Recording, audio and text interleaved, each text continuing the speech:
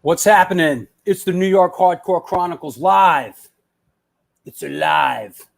Sponsored by New York Hardcore Comics. Boom. The Organic Grill. Boom. The Texas Silver Rush. Boom. And Chain Reaction Records and Skateboards. Hope everybody's well out there. I'm super excited about today's show. I know, we've in the past,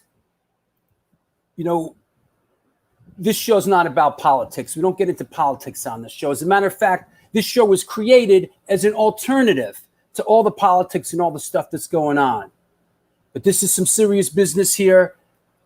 We have to get into what's happening with the venues and the music in New York City. And listen, we're on the music tip here, so hopefully we're not going to get into anything too heavy here, But that said, let me see. What's up? Rich Zoller, hey, nice to see you. Hey, Alan, how you doing? All right, good. Everybody's checking in. Yes, I'm back in New York City. I go from quarantine to quarantine. I went down to Florida. They were like, you got to quarantine for 2 weeks. I stayed in Florida 2 weeks. I come back to New York. They're like, you got to quarantine for 2 weeks. I'm like in a perpetual quarantine, which is fine with me. I don't really care, man. You could just slide the food under the door and I'm cool. You know what? Real quick, a couple shows coming up. This Sunday, we got the Hoya Destroyer coming up this Sunday. Hoya from Madball and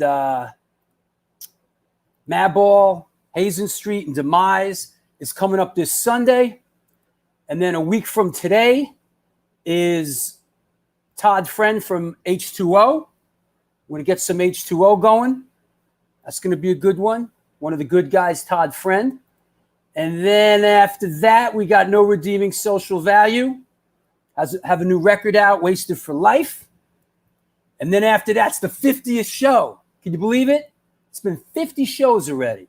And our 50th show, come on now, Don Airey from Rainbow, Deep Purple, Black Sabbath, and the whole bit. So get your shoes and socks on, kids. It's right around the corner. Show number 50, Don Airey. And like I said, there is a New York hardcore connection to all this. So it's gonna be a lot of fun. In the meantime, let me just make sure everything is cool. Yes, Todd is the greatest. Todd Friend, nice fella. We're looking forward to having him on the show. There's going to be another 50 because this quarantine's never going to end. Listen, even if the quarantine ends, I'm not going to stop doing my show, bro. So let's not get crazy now. There you go. Hey, Laura, how you doing? Thanks for checking in. Upper West Side represent Laura Zeitlin. All my people, my constituents, to speak the vernacular of the show. My constituents here in the Upper West Side. What's up? You know what I'm saying? You know what? I'd love to cha-cha around with you, but let's get the show on the road. Let me bring on Steven Messina. What's up, bro? What's up? What's going on? You're going on, kid. This is a big one today. This is a good one. I'm psyched, man. It's good to mix it. It's good to mix it up every once in a while, Listen, we come here to learn things sometimes too, We don't want to learn too much, but a couple things every now. We like to keep it pretty basic here, like the basics, fuel, eat, food, fuel, reproduction, like those. We keep it pretty basic here on this show. Exactly. But, hey, let's jump right into it. Let's do photo of the day. Let's do it. And let me see what we got. Anybody out there, please jump right in. Here we go. Steven Messina, Hardcore Shutterbug, photo of the day. Let's hear it. Who's got it? Let's hear it. Your comments are welcome here. Let's see what comes up. Let's see.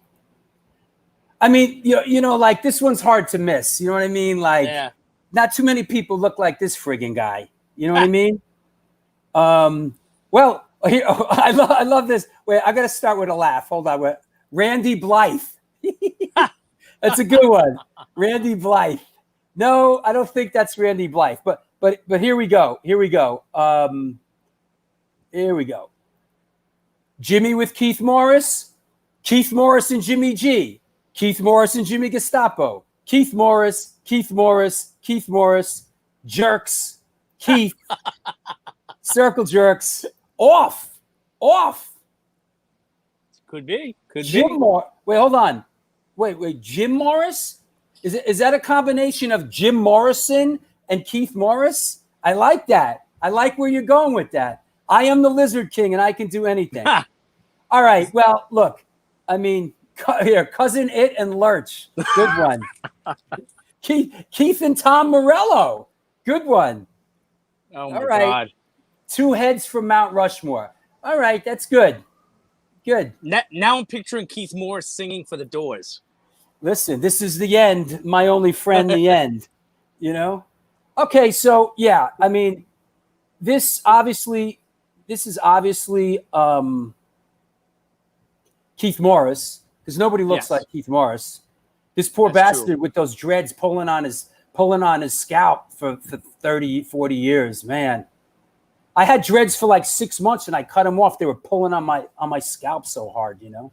You got pictures of that? And, yeah, I got pictures somewhere. And that is Jimmy G, right? That's Jimmy G, right? Oh, there you go. This is Circle Jerks. Yeah. Well, there you go. It's going to be that kind of a day, isn't it? It's going to be that kind of a day. Yes, I'll take over from here. This is the Circle Jerks, the last time that they played at in New York City, which was at Irving Plaza. And that is Keith Morris, who also plays in Off, and who was also the original singer in Black Flag. What do you know about that? And that's Jimmy G, our boy, Jimmy G. So that is today's picture of the day. Steven Messina, you know, the heat out there is probably playing tricks on him, you know. So that's picture of the day, and we're going to keep it moving. Chris Hoffman says he cut his dreads off 20 years ago. He can't imagine having dreads again. They were gnarly. All right. Dreads are gnarly, man. You know, most dreads are gnarly. I don't know about you, but I got a thing for girls with dreadlocks. You know, what can I say?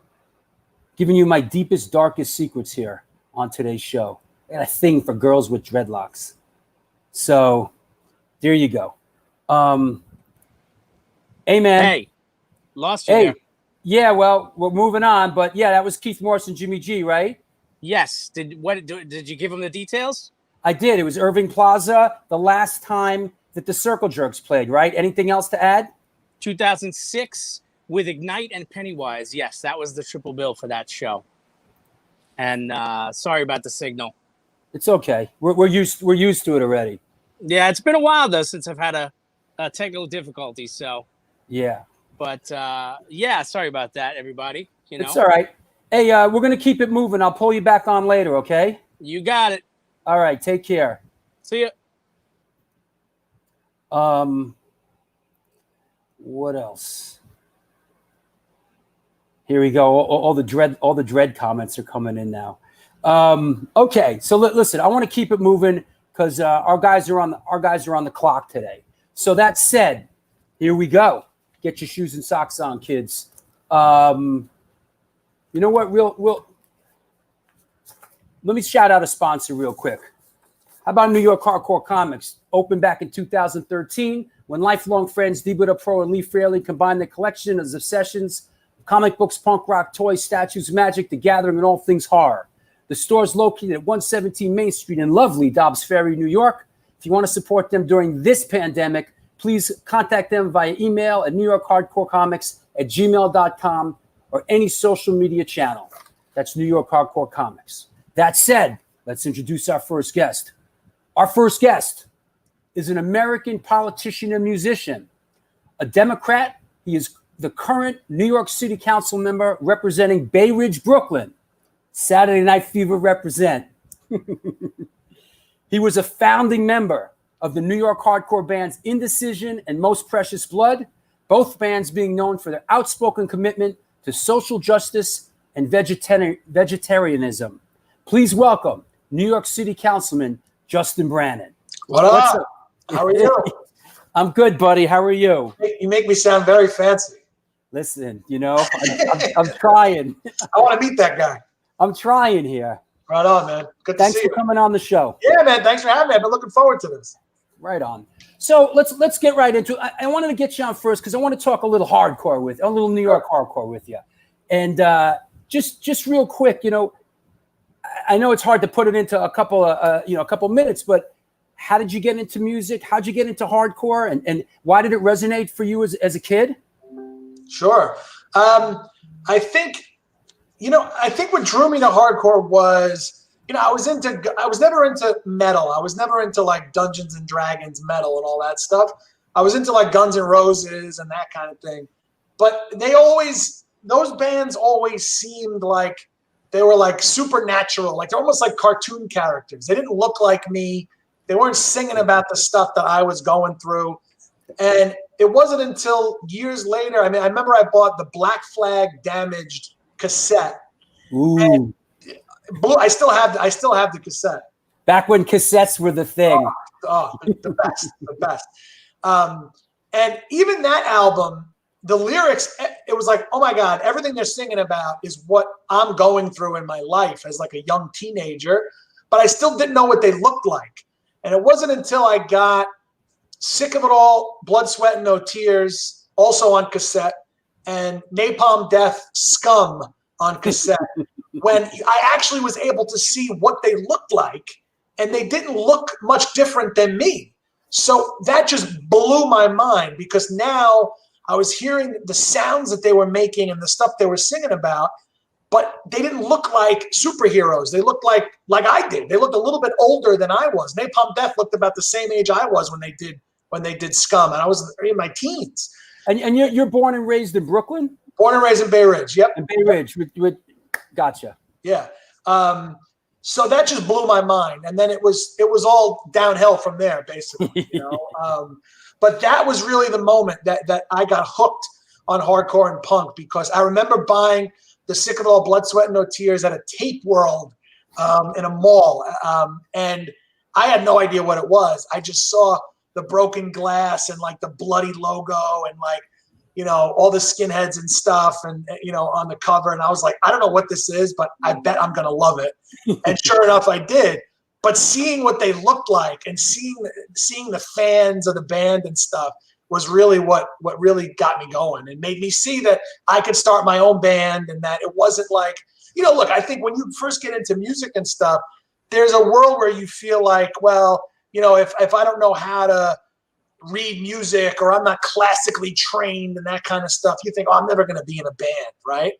And then, you hear the Ramones and you hear, it's like, maybe I could do this. But being able to see what they looked like was really the moment for me. Yeah, absolutely. I can relate to that, because even for me, before hardcore, it was sort of idol worship. You're looking up at the Rolling Stones or they were like, larger than life, but they were like, oh, I could never be that guy, Untouchable. Yeah. But so you start music, you get into music, and you start Indecision, and Yep. Indecision was really a band that really had something to say, right? Sure. Yeah. We were, Indecision started in 1993, back when basically if Brooklyn was not the cool and place that everyone wanted to live back then, right? Like, Right. And if you weren't Typo Negative or Life of Agony or Biohazard, it was like, oh, who the hell are you? And we were a bunch of kids that went to high school together. And we were really influenced by a lot of the stuff coming out of the West Coast at the same time. A lot of the more sort of intellectual stuff, and that kind of thing. And but the sound obviously was totally influenced by the bands we were growing up listening to. Sick of It All, Biohazard, the Cro-Mags, that kind of stuff. Agnostic Front, Madball. We just, and we were just a band that we figured we'd play a couple shows at Lemoore and, we'd call it a day, and then Lemoore closed and most of the scene in Brooklyn just died because people were like, well, if Lemoore's is closed, we may as well just call it a day. But we were like, nah, let's keep doing it. Let's keep pushing. Let's see how far we can go. And that inspired us to start trying to play CBGBs in the wetlands and that kind of stuff. And we put out a 7-inch. And so that really gave us a kick in the ass. I think that if Lemoore's had stayed open, we might have been okay just playing there forever, Yeah. But they closed. And it was like, you Brooklyn guys, man. Yeah. We're like, I guess we'll just keep going. And then yada, yada, yada, 20 years later, we were still doing it, I love it. Hey, we made it to Lemoore's. It's like the Madison Square Garden of Brooklyn. There's nowhere to go but down, So, I want to bring our next, let me bring on our next guest. Our next guest is a lifelong New Yorker and a third-generation resident of Peter Cooper Village in Stuyvesant, which means a lot if you're a born and raised New Yorker like me. That has some weight to it. It resonates. He represents New York City Council District 4, which covers a wide swath of Manhattan, my island, my home. In his time in office, he has introduced and passed legislation to make it easier to run for office, prevent tenants from unlawful eviction, broaden sexual harassment protections, and protect small businesses. Please welcome New York City Councilman, Mr. Keith Powers. What's up, buddy? Hey, man. How are you? Thanks. I love your passion for Manhattan. I share it. Yes, man. I am very passionate when it comes to Manhattan. Very, very passionate. Thank you for coming on the show, man. Yeah, thanks for having me. I wore my gray area shirt. I see. Look at you represent gray area. Let's see that. I love them. I love them. Nice. So, I wasn't sure, but you're a big lover you're a big music lover, and I would assume growing up in that area, music was right at your doorstep, right? Yeah, but you still had to find it. I mean, you still had to be somebody who found where it was. But once you found it, you realize CBGBs, ABC No Rio, the Continental, lots of venues, lots of bars that put on shows were just a couple blocks away. Once you got into the music, you realized how accessible it was in the city, especially where I was. I was in Stuyvesant Town, to just walk a few blocks and be able to meet everybody, and then and find and see all those bands, and it was great. Absolutely. Let's bring the gang's all here. Yeah. I'm gonna bring Jesse on in a minute, and we'll just get right into it. I know you guys are kind of on the clock a little bit. Keith makes a great point. I mean, when we got into music, I remember I used to read the thank you lists of different bands. I remember getting the Youth of Today or Gorilla Biscuits, one of those albums, and thinking, well, if I want to find other bands that sound like this, there was no algorithm, there was no Spotify, there was no Google, there was no Wikipedia. I couldn't find other acts that sound like. You had to read the thank you list, and that's how you found out about other bands. And so it was just because you discovered one band, and I think Keith's probably in the same boat. You discover this one band, you're like, I guess these are the only guys that sound like this. I would go to Generation Records and look at things, and look at them, and if I saw them also think a band, I'd Right. Well, that was the exciting thing. And I'm not going to say back then, because I'm not one of those guys that's back in the day. I'm really I'm in the present, looking to the future kind of person. But back then, in a lot of ways, you really had to seek it out. You really had to want it, and you had to connect the dots. Yeah. And that was part of the thrill of it. It was totally. It was the thrill of the hunt. The records and read. Yeah, it was cool. It was cool. Let me ask you guys before we bring Jess on. I mean, how did you guys meet? Is there a history there, or did you meet when you entered the political forum? I don't think we met. I don't think we ever met when we were at shows together. Yeah. But we met way before we both really got into politics. Yeah. And then next thing you know, we were both running for office, and it was like, well, this is who the hell let us in, you know? Yeah. Kick the door down a little bit. Yeah, but it was cool. I mean, we now that we sort of fly our flag, more and more people reach out to say, oh, I came up, you know, whether it's New York or whatever hardcore scene across the country, people who got into politics, or a lot of people are into policy and, you know, working in DC, whatever it may be, who came up the same way that we did, that were in hardcore bands or going to hardcore shows. So it's kind of cool. It's like we kind of put the bat signal out there, and now you'd be surprised, Drew, like the people that we meet. Every other week, someone reaches out and goes, either they say, oh, I remember your band or whatever, or they say, oh, yo, I know you were into hardcore too. Like, I'm also, you know, in politics or whatever, and I came up the same way. So it's pretty cool. It's a pretty cool thing. I just add, I mean, Justin gets like everybody who ever played a guitar comes. But I, you know, when you think about like the Wetlands as an example, when we were growing up, like Wetlands was like an environmental activism center.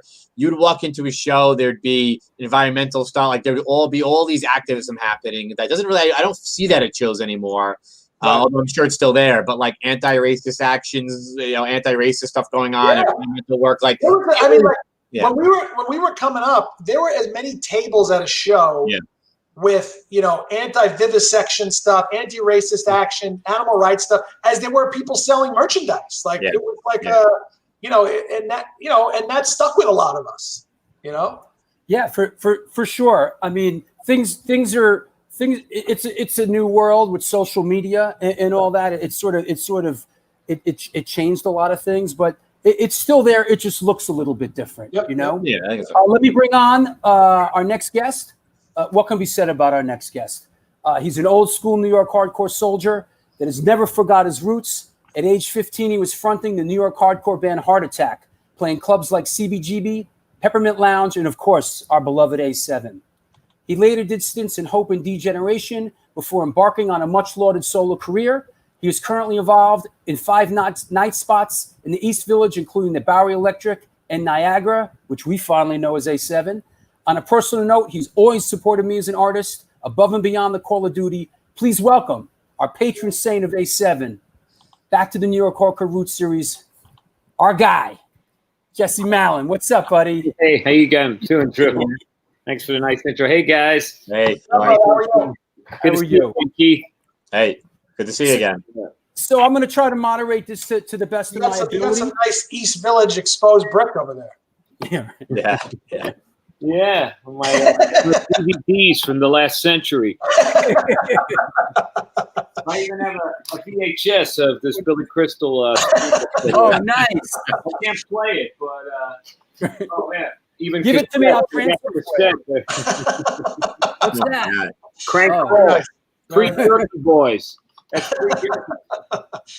See, you talk about cassettes, right? Back when cassettes, you know, you'd make a tape, you know, and give it to someone, and like they would cherish it, you know, right? I still have there's mixtapes where I still remember the sequence of the song. So if I hear a song, I'm expecting to hear the next song that was on when I was 12. You have an emotional connection to it in that order. Like that. We used to make tapes for all the clubs or for the van rides. Those van ride cassettes would get you through on tour. Somebody had one of the replacements, 1983 or 4, their van cassette that they listened to, and they took a picture of the track list. And of course, the replacements, you know, it's such a wide taste, and it goes. It was just so interesting to look at, from like Champ 69 to like Sonny and Cher. You know? Well, I'm sure you remember, Jess, when the Bab Rings Roar cassette came out, you would just play it and flip it over and play it. That thing didn't leave the player. I kid you not. For months, we would just want to collect them all like a toy. It was like cards. You know, they had the red, gold, and green different colors. You know. Yeah, that was a wild trip to go. We're going to put out, the best band in town is going to put a record out, and it's only on cassette. And that's when people still bought records. I'm like, this is like a new thing. Cassettes. That's it. Roar cassettes. It's amazing. Crazy. So let's I guess let's start with this.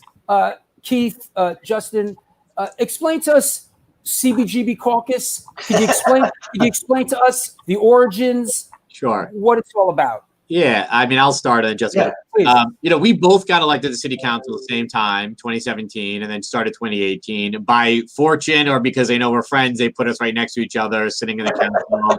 So we bug each other when we're in session, and we both came from the same place here, which is kind of underground music, and it was a source of how we got into politics. It's a source of our creativity and everything else, and we had always kind of joked around that we were the CBGB Caucus because we sat next to each other into music and all that. But, now we're in a real time, a real pinch here in the country and in the city about making sure that our independent venues like Jesse's and any others stay alive and, actually using our positions for good here, which is to make sure that these independent, we're not talking about MSG where people go to see and, we're talking about places where kids like me, Justin and Jesse and you all found our calling and found our character. And all around the world, around this country, people are finding their identities through these venues and the music at them. So there is no New York City without the bars, the restaurants, the venues that make up it. Why live here if that's otherwise? So we started to advocate for the city, the state, but especially at the federal level, to start providing some relief to these venues. So what I deem phase 5, which means there's no phase right now. Thank you. I see somebody say hi to me. But there's no venue. I mean, there's no phase in New York City right now that they have a number on that actually lets these venues kind of open up. So we have to step in. There's bills in the Congress right now that would do it. We need to marshal support for them. We need cities, states, all elected officials saying to their representatives, "This is a good bill. Sign on to it. Let's get it passed." Yeah. Any stimulus should include it. But this is two of us who started as kind of a joke, and we would but now really trying to step in to do something good for places where I think we found our voice in life. Yeah, Justin? I think it's about it. There's every day for the past four months, you're thinking about a new challenge, a new obstacle dealing with this pandemic. And I think so much of it has been trying to find ways to get creative to support different industries, whether it's the bars and the restaurants, it's the small businesses, or it's the music venues, trying to find ways to get creative so that they can survive if they can operate in some, different way now, in a creative way, or finding ways to make sure that they can hang on so that when this is finally over, or when we have a vaccine or whatever it is, that they'll still be around. We can only lose so many bars and restaurants and clubs and small businesses. I mean, or else the city is not going to be what it was, So the public health guidance and stuff just keeps landing on that indoor gathering is just a problem, and it's dangerous. And that means that places like venues, when you're talking about just a big empty room that only exists when you put a bunch of people in it, they're going to be the absolute last type of business that's going to be allowed to open. So it's a way of trying to find a way to allow them to hang on until we figure this out, and also sounding that alarm that this is not, music venues probably going to be one of the last businesses that are going to be allowed to reopen across the country. And the ecosystem that goes around with that, with touring bands and the people that work at the clubs, whether it's the bar backs or the booking agents, the whole ecosystem is we're just trying to sound the alarm on that, and to get people thinking about it. But also, and then I'll stop, is finding ways to get creative that what we don't have right now is money, right? Unless the federal government kicks in and helps us out and helps out the cities and the states, we're broke. The city is broke. So it's finding ways to get creative so that these businesses can hang on, whether it's through legislation, whether it's through advocacy, whether it's through what we're doing with the outdoor dining to find ways to help restaurants survive when they can't operate inside. So that's what Keith and I are trying to do, sort of use our bully pulpit to at least get people thinking about this stuff, because until we started talking about this, no one was talking about what the hell's going to happen to music venues if they can't survive, So that's what this is about. Jesse, you're in the trenches, man. You got your hand in a bunch of places, and it's a scary time, right? Yeah, well, it hit me on two levels because I had 100 dates on tour around the world, around the country, and that all got knocked out, in the middle of an album cycle to promote my record and sell it. And then, coming home and having all the clubs closed, I had to lay off over 100 employees. And of course, we don't want it to be dangerous and make people get sicker in the dark, packed rooms. But, they did in Great Britain. They looked at it and they gave money. They gave $2 billion to help people out. $2 billion, I think. Yeah, $2 billion. And I think that in New York, it's a big part. I know the city always goes through changes, and some of us probably remember the 70s being here when I was a little kid driving down the Bowery. And, it's not a bad place to create art. But as far as the culture, I really feel that music and art is part of our mental health, our education, our community, our spirit, and the mojo that makes New York City a place that people come to. And so, I have 5 places, and one of them, which was the A7 Club, is Niagara. We're allowed to sell through a window outside, but, make a lot of seats outside and specifications. Now we have to have food. The city, the state needs money. The country needs money. They're going to be sending out people probably to find any little problem if we slightly go off and give an infraction, on your liquor license, the SLA. So we have to be very careful. And it's a fraction of what the money is to make. And unfortunately, the landlords aren't changing the rent, most of them. I have one landlord in my group of 5 places that is playing ball with us, and it's actually the place that's the least popular. Coney Island Baby, Brownies, Hi-Fi. Yeah, I love that place. If I down the block for me.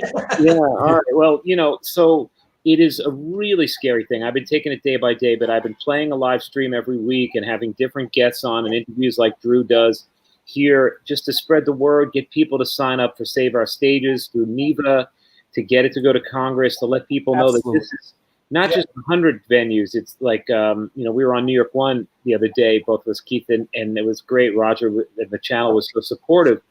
But it was thousands of venues and more around the whole country, and places like classic places like the Troubadour in LA and places in Austin, and just Roxy in LA. Like New York, we've seen it. We lost CBGBs due to something like this, but we could lose all these places. We're losing little bars and restaurants, and everyone's crying over Gem Spa and little magazine stores. But for artists, for everybody to grow, and I've had people like Debbie Harry on my show where we talk about where Blondie start and become this thing that affected the planet out of a little dive club. And I don't have to tell you guys this. So I think it's about letting the people that aren't in our circle know that this is important. It's like Broadway. It's like the museums. It's what brings revenue. It's what brings people to go eat in a restaurant before a show or after, or go have a drink at a bar.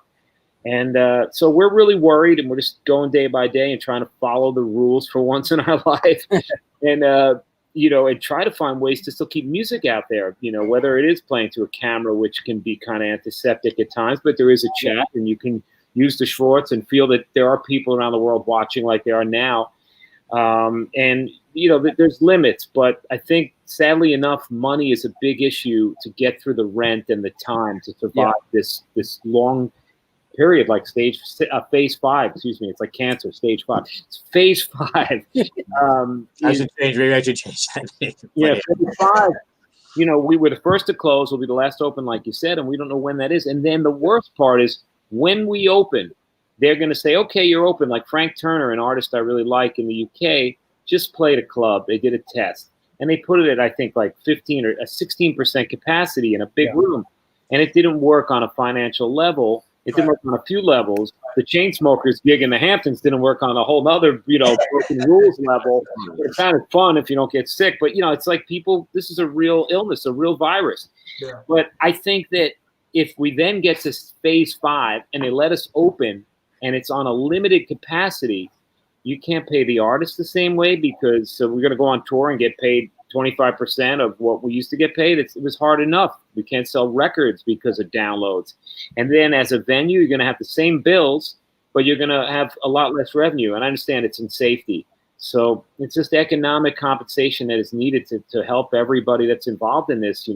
We're not doing this just as fly-by-night people. I have Niagara 23 years coming on that. And, Drew knows I used to work at Wawa Hut, and we used to play at A7. Like most of the people in the music community, this is our life. This isn't just like, oh yeah, we opened a taco stand this week because Mexican food trucks are popular. It's just like part of what we do. So I want to add also that New York City, it's sort of a strange dichotomy here when you think about, on one hand, New York City wants to pull people in because of the community and the culture and the music and all this stuff. And yet, on the other hand, they're notoriously been sort of doing a sleight of hand thing and pushing them out and sort of like, hey, well,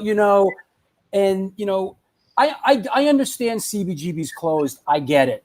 I know, the rent wasn't getting paid. The neighborhood was severely gentrifying. You walk down there now, I couldn't imagine CBGB still on that block now. So I understand that, but at some point we have to protect the arts, and we have to protect these venues, or we're going to be an artistic shell of what people love about New York City. Yeah, too much of it is becoming a memory. I mean, we can't just have New York City can't continue to be this amazing, the best place in the world based on things that happened in the past, right? We need to keep creating memories so that there's, Blondie and Talking Heads and television of the next generation, and absolutely, and that's what's scary, because the more it changes and the more, it feels like we don't want New York City to be a museum where people are like, oh, gee, what was it like back then? Like, we want it to be now, for kids that are growing up now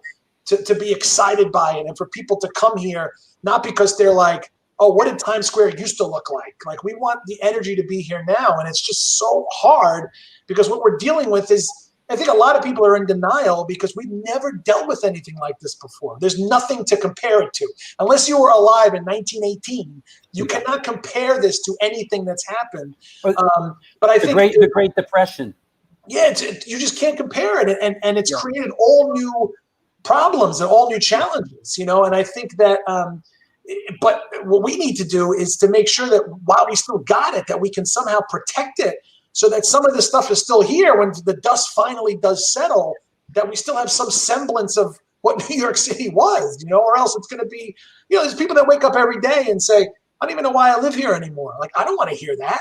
As someone who grew up here, someone who's an elected official here, like, I want people to continue coming here and wanting to move to New York and that kind of thing. And the more that it turns into Anytown USA, the more we're going to lose that, Absolutely. Yeah.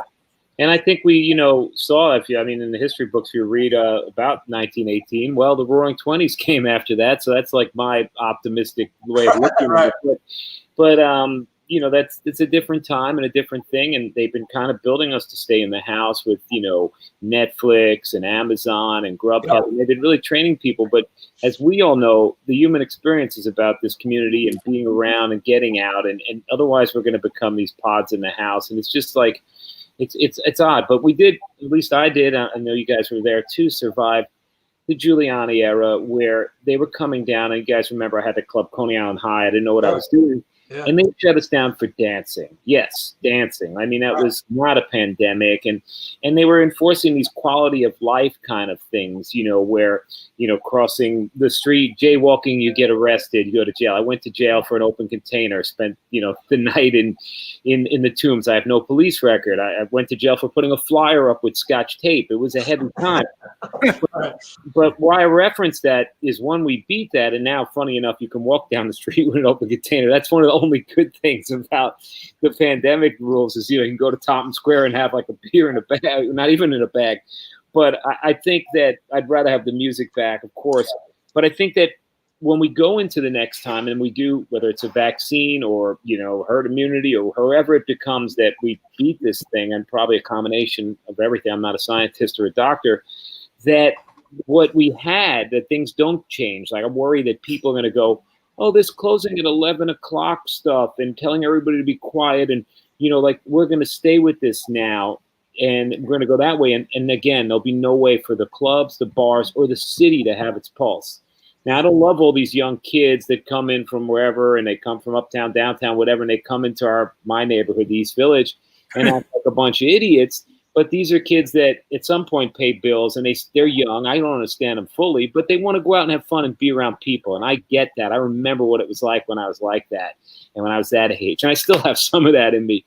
So I think that when it's all said and done, that we could try to, like you said, not only retain that we're going for the future, but that we can still have the freedoms that New York City used to be, the city that never sleeps. Well, we've known for years that there's a million neighbors now that have a lot of money that call a number right away if there's a little loud noise, and they think they're in frickin' Kansas, and they come to Manhattan.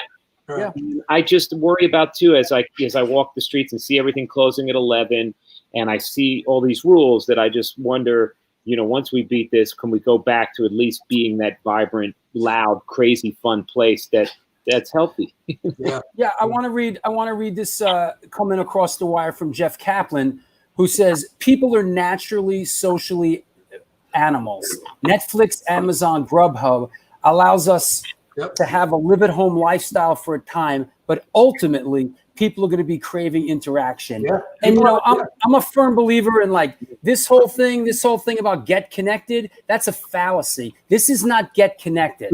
Disconnected. That's disconnected. That's jive. Yeah. Getting connected is human interaction with people. Getting connected is being in a room and hearing music. Getting connected is being amongst your tribe. That's getting connected. This is jive. Yeah. It's an interactive sport, music. It's a conversation with your audience, whether if it's at a distance or whatever, if there has to be separate spots on the floor where we all stand. But it's a thing that's not just that you just get at home and you're locked in your own world. It's a church. Music really has been, my friends, probably you guys, that's been our place to gather and with all different kinds of people. It accepts everybody, and that's universal, planetary. Yeah. It also like you can't when you talk to somebody in person, it's just a totally different story, and the dialogue that you get to have, and politically, I mean, Justin can tell you. Being face to face and really getting to talk to people is a totally different story about how you can communicate, how you can discuss issues, things like that. It's just a different ballgame. I do wonder what a hardcore show will be like once they kind of resume. I mean, how much we all live on top of each other at those shows. It feels kind of incredible to figure out how this will go again. But I tell you, I really miss it, and I really crave people and music and things like that again. Well, it's like you don't know what you got till it's gone. You know what I mean? Like I think all these sort of creature comforts that just made us antisocial, right? I mean, Netflix and ordering food where you don't even have to see the delivery guy. It became like the way we had to live because of the pandemic. But it's like after a couple of months, it's like enough. I want to see people. I want to talk to people. I want to be in the same room as people. And politically. It's killing our discourse because we're arguing on these digital spaces where, you could either be cruel or you could be cruel. And it's completely different from a conversation in person, and it's not healthy. I mean, I worry about our mental health. I worry about what this is doing to our social relationships with people, how we interact with people. Mm-hmm. And I think, this speaks to how none of this stuff happens in a silo, right? The same way that we're worried about our nightclubs and music venues because of the whole ecosystem. You have to worry about all this other stuff too, like what this is doing for our mental health, whether you're worried about your job, whether you're worried about getting evicted, whether you're worried about, where your next meal is coming from. Like this is just not great, but the way that we cope as human beings is by coming together and being together and commiserating and that kind of stuff.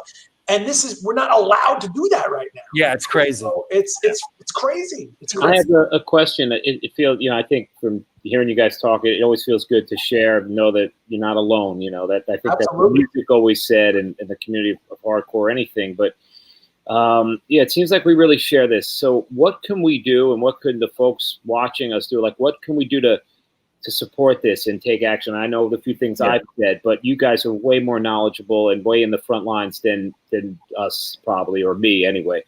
What can we be doing? What can we be doing more? I know Drew, when he called me about this, he said, look, I want to mobilize. Let's get on this. And so, I would say, I'd say a few things. First of all, like there is a bill in Congress right now. It's called Save Our Stages. It's introduced.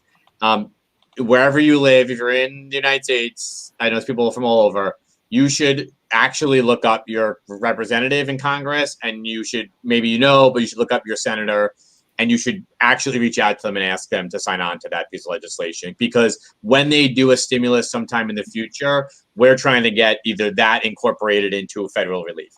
The second part of it is, well, actually the first part of it is wear a mask. Don't be an idiot, because we need to get our numbers down so we all can feel safe. We can be safe as a city. We're going to, as a country, need to touring artists need to go to different states. They can't quarantine every single time.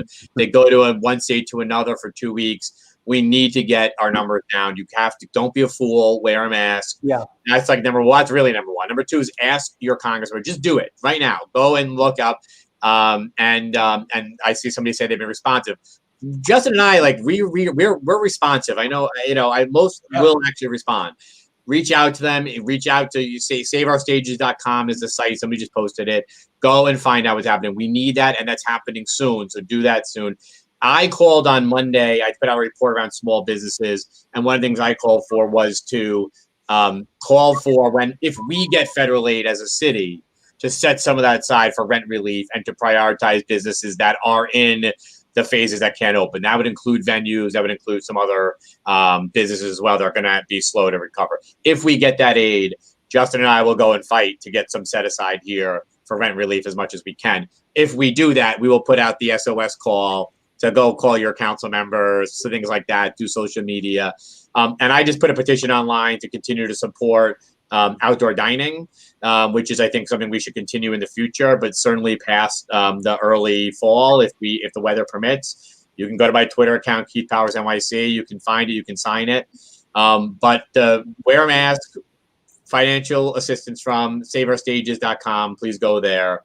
And then I'll just plug for Jesse for a second. I'll do you a favor. I think you're going on tour next year with Brian Fallon. I think I saw. Am I right about that? Yeah. All right. So buy a ticket if you're abroad. If you're abroad, buy this guy a ticket. I'll sell you some tickets, Jesse. But, they're both great. Him and Brian Fallon are both great. If you're abroad, look it up and start supporting them. Yeah. Thank you. Justin, anything to add to that? Yeah, I mean, I think we're all restless right now, and I think that we're sort of in a place where, like when you go to the doctor and he gives you medicine, and then you take like 3 days worth and you already feel better, and you still have to take another 12 days of the medicine. But you say, well, I feel better already, so I'm just going to stop taking the medicine. That's kind of where we are right now. We don't know if there's going to be some big second wave tsunami. We don't know if that's going to happen. But I know that we're restless. I know that people are restless. I know that there's a lot of people who think that this thing, look, some people still think this thing is a hoax. Some people, or you go on the other side where they think it's not as bad as it is. We just got to be smart. I think that the government is doing everything it can to try to get us back so that the economy can keep going, but also making sure that public health and public safety has to be the number one priority.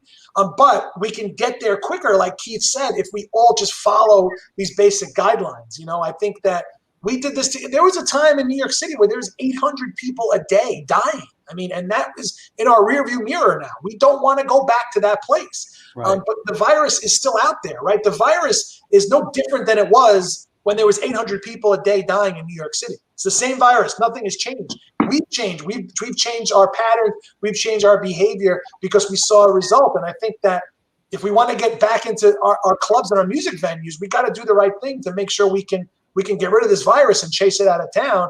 And it's also just understanding that there's shared sacrifice here.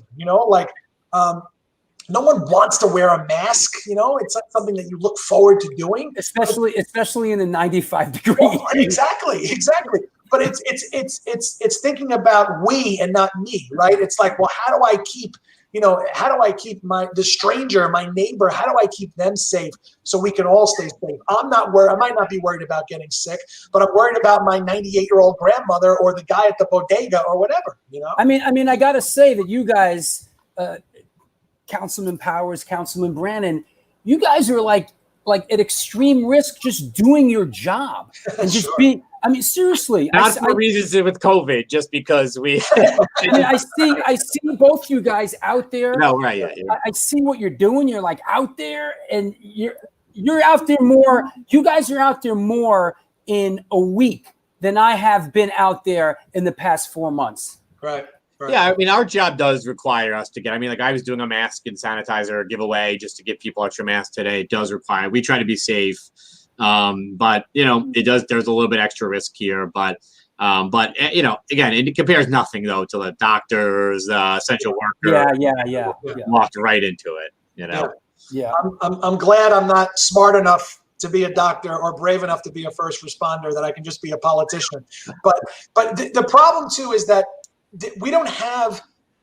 There's not enough enforcement that everyone that doesn't wear a mask, is going to get in trouble or going to get a fine, right? We don't have the mechanism to do that, and that's why there's so much of this personal responsibility, this individual responsibility, that really it's on you to do the right thing. You see people walking down the street without a mask. No one's getting arrested for that. No one's getting fined for that. We don't have the capacity to do that.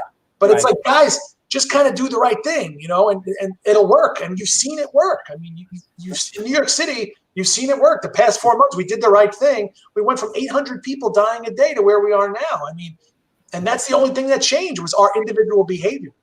Absolutely. Hang with me a second, you guys. I just got to quickly shout out a couple sponsors, and let's take a couple questions. I know a couple of you are on the clock. If you got to tap out, just speak up. And you'll be free to go. All right.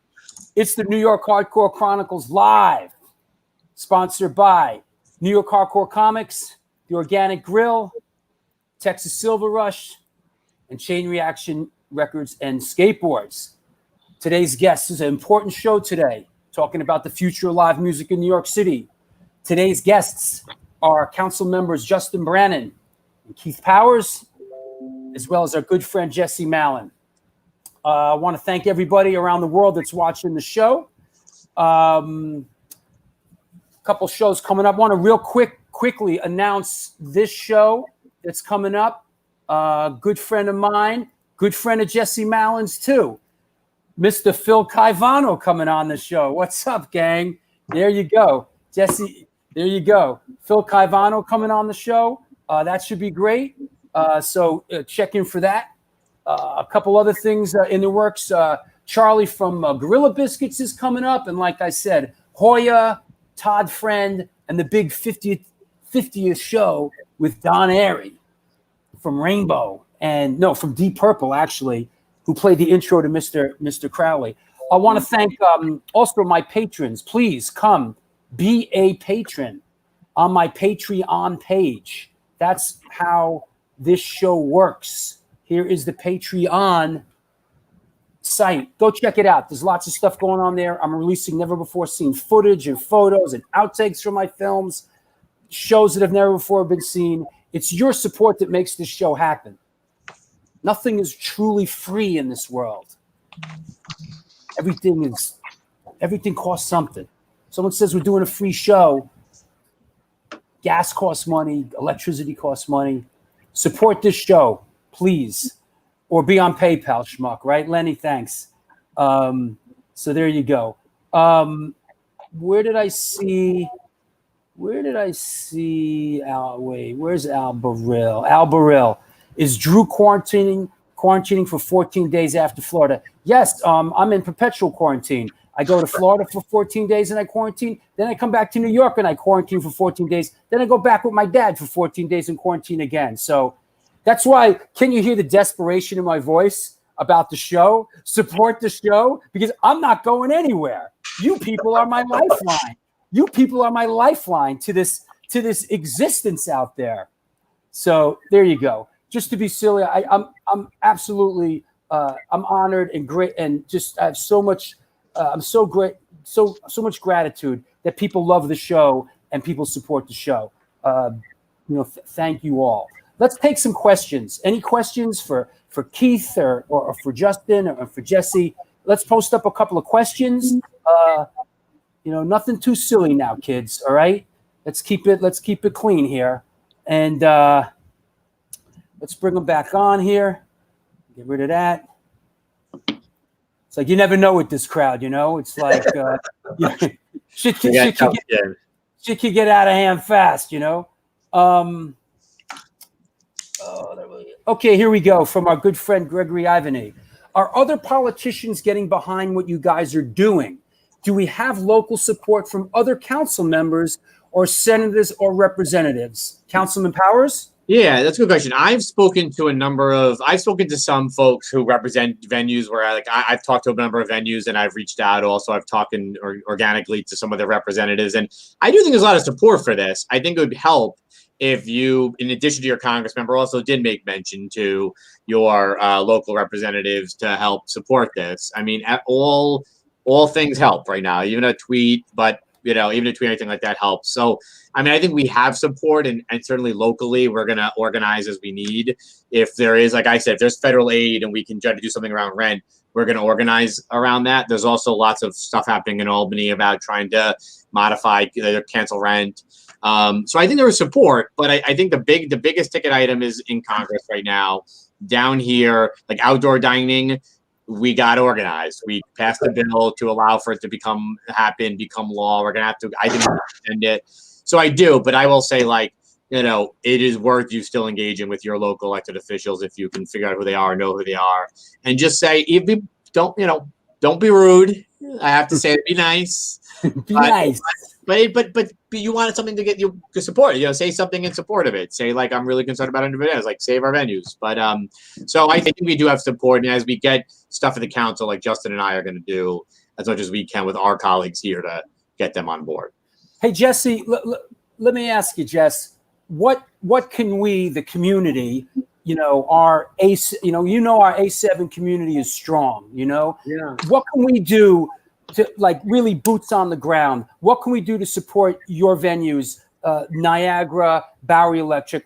How can we really be proactive to support you in particular? We like everybody else, but we love you, bro. Well, that's really sweet, Drew. Thank you, and that goes a lot. It means a lot, really. I think that it is a national thing. We're in this together. For everyone to sign up to save our stages, it takes 30 seconds. It goes out, and it is on a national level, asking for that kind of support at federal level. Beyond that, I think that, we're all just like what they were saying before, to be safe, to crush this thing. We crushed it down from 800 deaths to 0. The masks seem ridiculous. You're with your friends or people it's oppressive. Following rules isn't our forte always in rock or punk rock, hardcore. But to try to be safe, to get this thing to be done with sooner. I think that's, I know that's not personal to my clubs. Again, that's universal. If you want to buy a T-shirt, we do have GoFundMe's for Bowery Electric and Niagara. We are selling T-shirts. That supports the place. You get something out of it. Or if you want to donate, there's a GoFundMe for Bowery Electric, which is a club that's not open. Niagara was selling stuff through a window outside, but a venue like Bowery, like you spoke about earlier, is just a big empty room. There's nothing we could do with the homeless shelter next door, and to try a sidewalk thing, but it's not a restaurant. It's never been a food place. It's a place for shows. So you can support us, through the GoFundMe's that we have set up, and or just buy a T-shirt, or just really sign up for Save Our Stages and get the information out. Let other people spread the word so other people do it as well. And Jesse, are you doing outdoor dining anywhere? We are at Niagara, right? Yeah, Niagara. On the park on Tompkins till 11 o'clock. They sell burgers and veggie burgers and stuff, and of course drinks and soft drinks. So Councilman Brannon, let me throw this one at you. Sure. The money. This is from our friend Lenny, who plays in Crazy Eddie, formerly Fahrenheit 451. Oh yeah, sure. Without a cost. Yeah. The money, honestly, at the end of the day, needs to go to the little guys, not so much the big corporate promoters or big corporate stages that already have more than enough in the bank to survive. Guys, thank you for doing something. Also, thank you for not eating pizza with a fork. We don't need to get into that. That was an easy one. That was easy. Yeah, I'm gonna have to jump off, Drew. I'm so sorry, but thank you guys. Thank Justin. Thank you, and everybody listening. You guys, we're gonna get through this crazy shit. Keep the PMA, and I look forward to seeing everybody at a show. Hopefully not too long, healthy and back stronger than ever. So, Jesse, just on behalf of the whole A7 crew, we love you, man. We'll talk to you soon. Okay, right back at you guys. All right, adios. Man, we love that. We love that guy. Yeah. You know?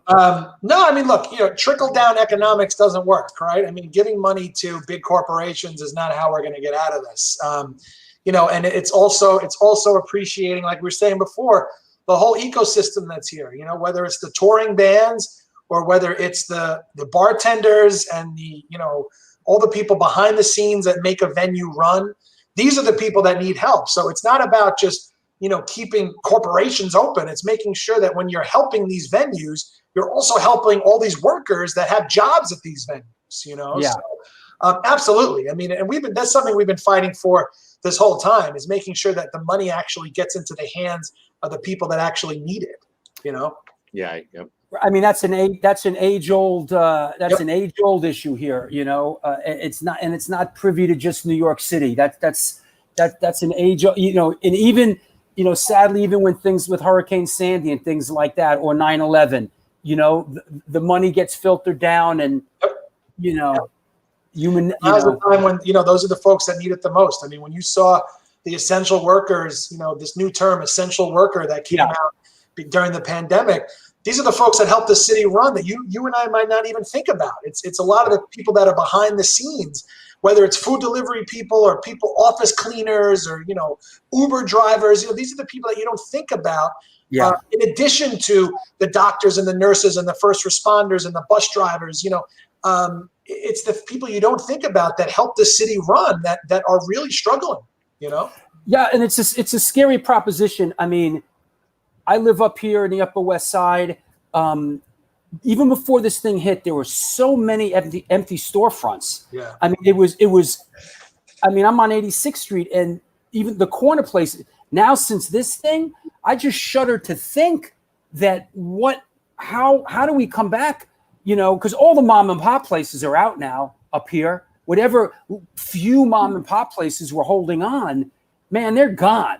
I know Victoria's Secret's holding on, and maybe the AMC movie theater might be able to get through it, but it's a scary proposition. Like, how, when this thing, settles down, and I don't think it's going to be, someone's going to like throw the flag and go, okay, it's all good. Right. I think it's going to be a very gradual. Oh yeah, it's gonna take a long time to dig out of this. And if you were struggling, small businesses were struggling way before this, and now it's barely enough for them to hang on, So that's why it's so critical.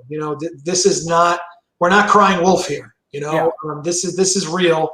And if we want the things that keep New York so unique to exist, now is the time to make sure that we're helping them. Because they can't hang on forever. Yeah. Anything you guys want to add? I mean, I really appreciate you guys coming on the show. Please, go ahead, Justin. Yeah, go for it. No, this is great, man. I mean, look, this is, hardcore. It's one of the things that's so great about hardcore is that everyone looks out for each other. We all come from different walks of life, but we have this common thread.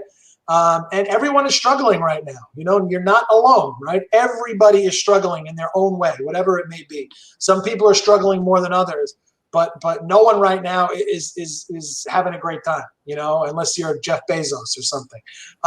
People are struggling, and it's important that we appreciate that shared sacrifice has gotten us this far and helped us make progress, and we got to come together. We can't be fighting with each other and at each other's throats. Everyone is stressed out. Everyone is anxious. A lot of people are afraid for whatever reason it may be.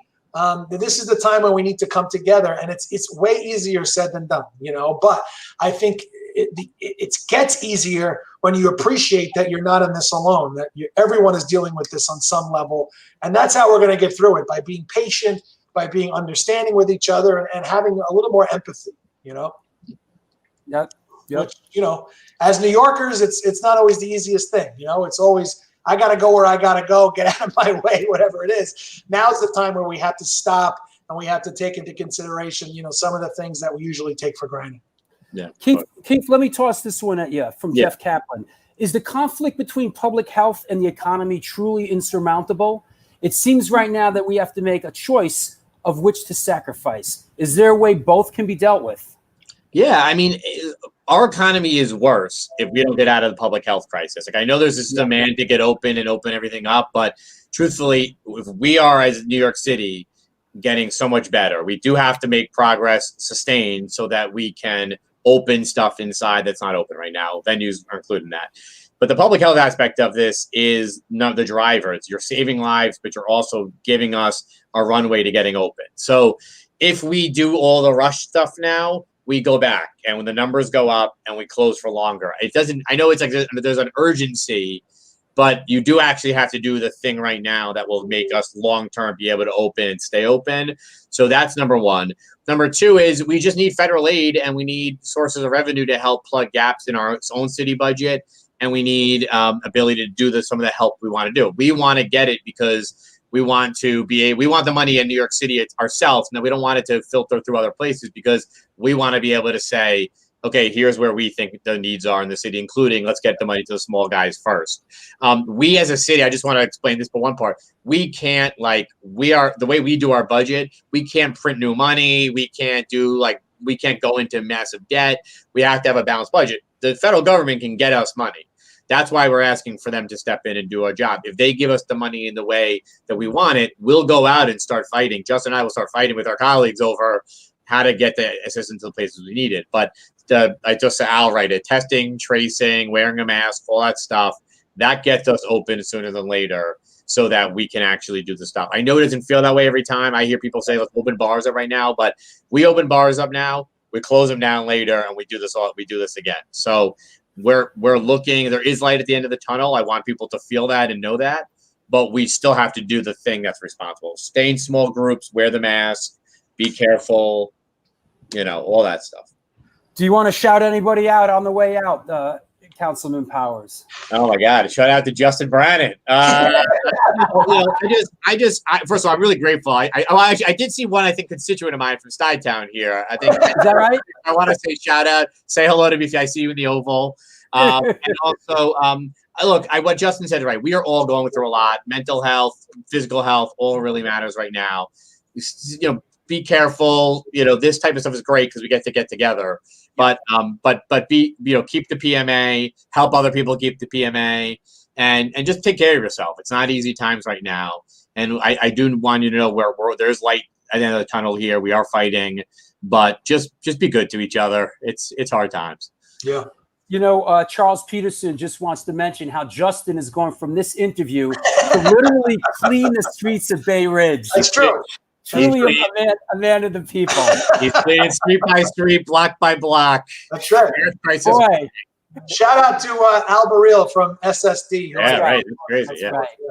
Right. We get him from we get him our constituency here on this show is like thugs, criminals, housewives, and it's like it's a great combination, Thanks for having us. This is great. Yeah, absolutely. I want to thank you both for coming on, and I just want to say, you guys are our voice, man. You're from where you're our people, man. You're our people here in New York City, the both of you. So our hopes and dreams are really entwined in what you do. No pressure. No pressure. Yeah. And look, and when this thing blows over, a little bit, you guys got to come down to one of the A7 shows. Justin, I mean, I want to ask you, Justin, you guys play? Do you play? I guess, of course, you played with Gorilla Biscuits right before. We usually play a couple times a year. Yeah. Okay. I miss it. We miss it, man. Well, when we get this thing up and running, man, you got to come down and play one of our A7 shows. Yeah, sure, man. Right on. And Keith, of course, you got to come down. I'll be there. You can introduce them. I will. Very great. All right. Thank you so much. Thank you for having us. Thanks everybody for watching. Yeah, man. Be careful out there, right? Yeah. Thanks. Take care. Wow.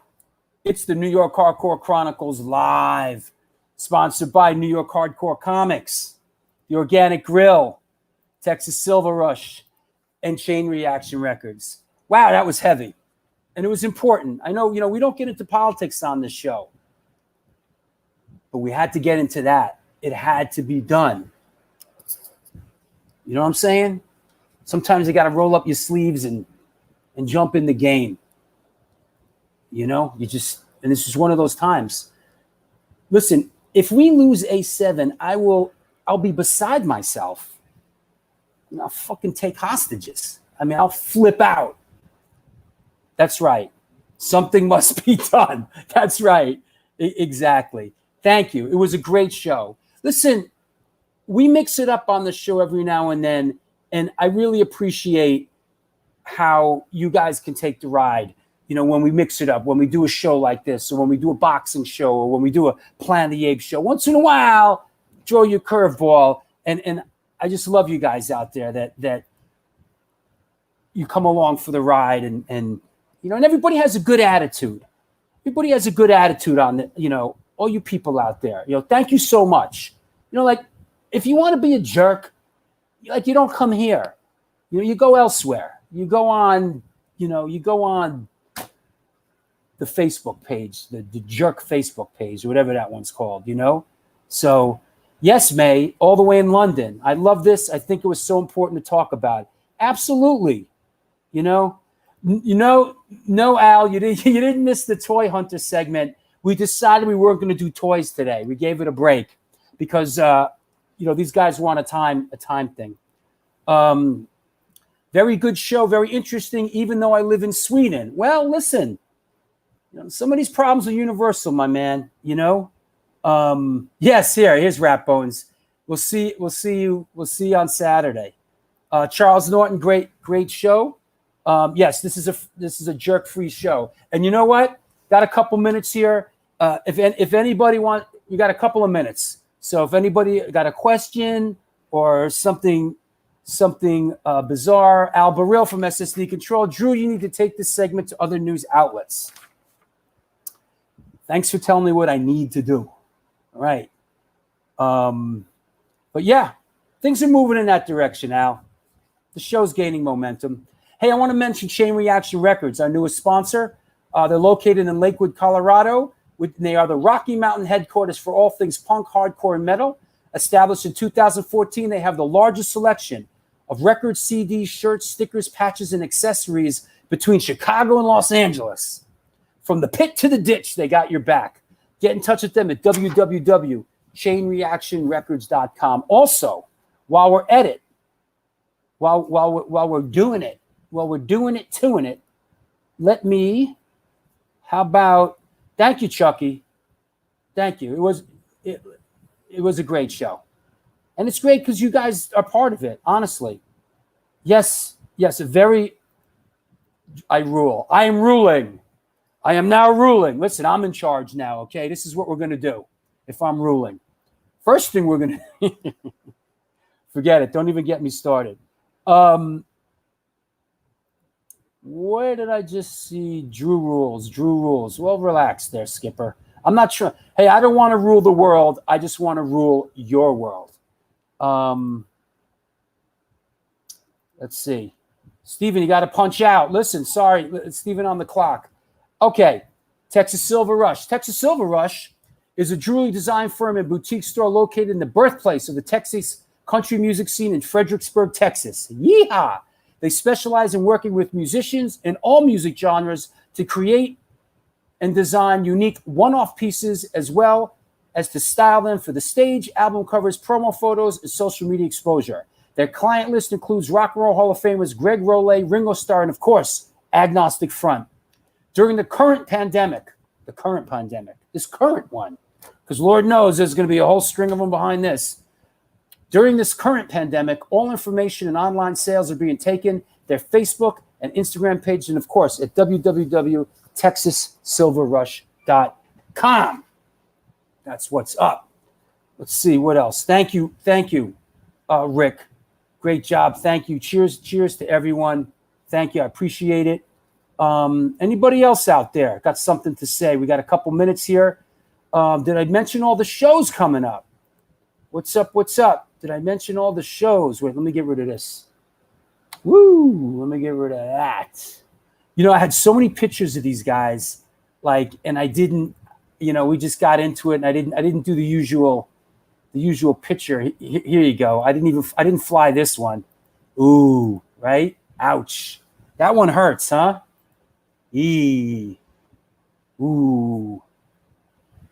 CBGB's at the end, man. That one stings. May, I'm so glad you're going to continue to do the show after COVID, Drew. It's become a staple in my life. Well, thank you, hon. That's yes.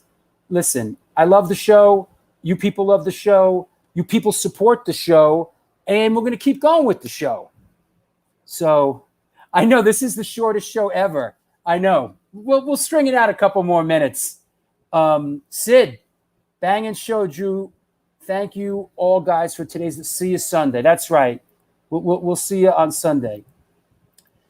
Is there a possibility of having someone from New York death metal on your show? Sure. Why not? We have politicians. We had Danny Lilker on the show. Doesn't Danny Lilker count as New York? I guess Danny Lilker's like, yeah, Mr. Nobody. Do you have any suggestions? New York death metal. Give me a suggestion, Mr. Nobody, as to what New York death metal is. I'm not really too versed in that genre. I'm like a real sort of New York hardcore guy. So give me a little something on New York death metal. Oh, Black Anvil. Oh, great idea. Let's have Paul. Let's make it Paul. Yeah, good idea. I'm glad I came up with it. Yeah, Confusion. Okay. Irate.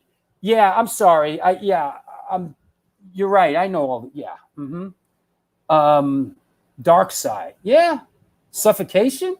Suffocation's a New York band. The Suffocation that was on Roadrunner. They're a New York band. Fallen Christ. Wow, they're coming in. Will from Mortician. And listen, man, we're open to everything here, man. You know, as long as you watch. You're asking, I'll put them on. You better watch it. You know what I'm saying? Jeff. Hey, Jeff from Enrage. Wow. Have you been watching the show all this time, Jeff? We never hear from you. Yes, this was an important episode for sure, man. Yeah, Jeff. Staten Island, represent. I hope you're well, Jeff. Man, I can only imagine, you know, out there you place pugs. That sucks. Get Alago on. Alago's been on. Where you been, bro? Alago was on like one of the first shows. We'll get Alago back on. As a matter of fact, maybe we'll get Alago on when we have Phil on, because Phil's in the Alago film that I did that you can watch on Netflix right now. You know, Phil's in the Alago film, so maybe we'll get Alago on to say hi with Phil. What is this? Oh, hi, Gina. You finished doing what you're doing? Wait. Oh, hi, Gina. Oh, just checking in. Okay, hon. Thanks for checking in. Get Drew Stone on here. Right. You know, Lunatics. Good call. Where's my list? Honey, where's my list? You know what? I got to write that down. Anybody, any other suggestions? Lunatics and Black Anvil. Good one. Black Anvil, Lunatics. Yeah, Theo. I'll reach out to Theo. Haven't had John Joseph on yet. You know, I'm a little wary about anytime any of the Cro-Mags get involved, it just turns into a whole hysterical to do. And I've always kind of avoided that. I don't. You want to watch that kind of shit? Watch what is that? Page 6, or what is that other thing?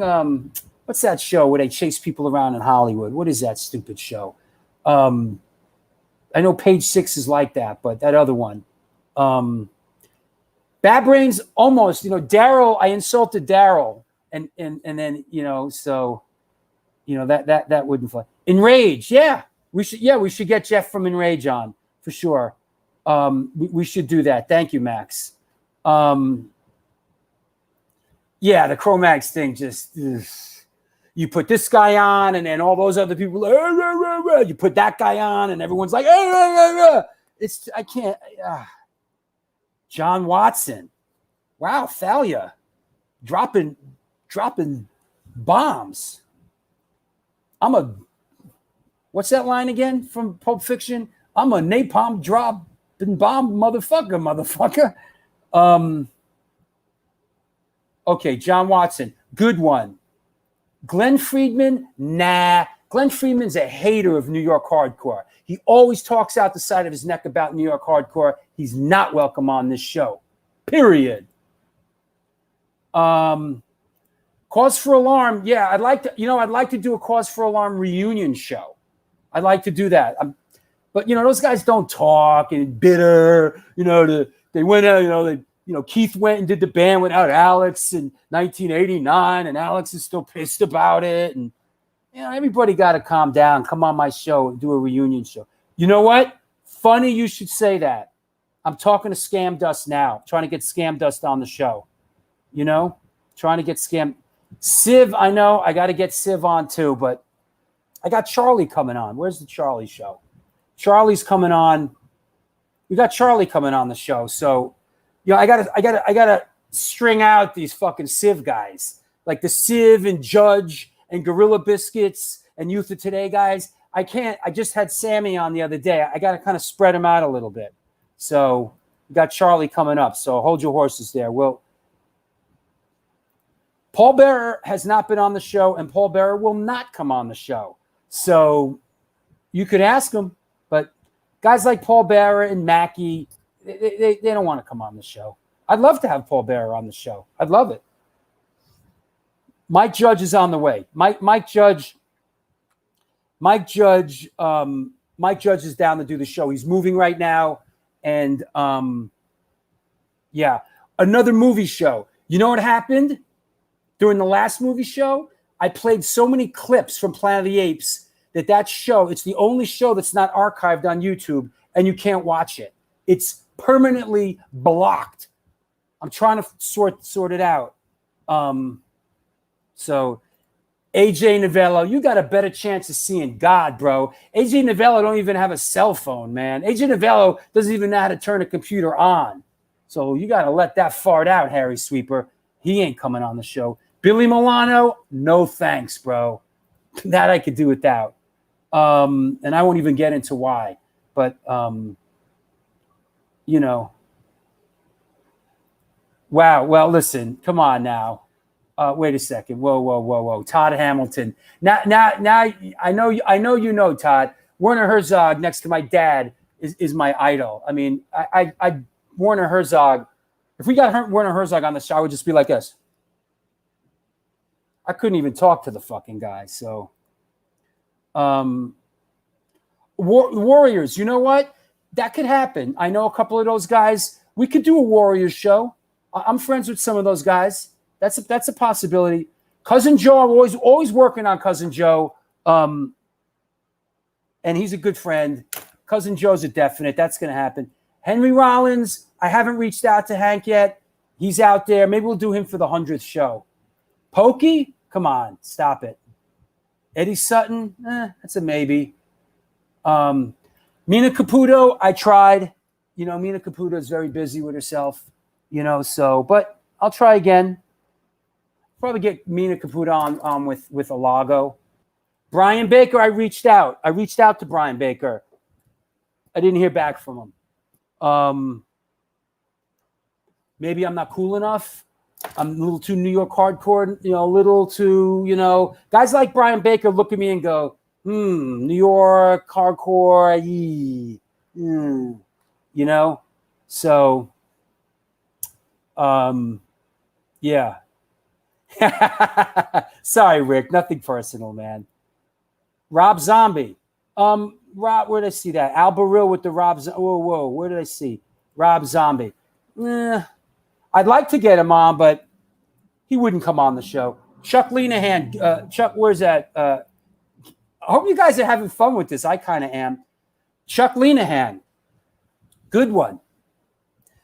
Absolutely. You know what? I'm putting him on the list. The Chuck Lenahan. For sure.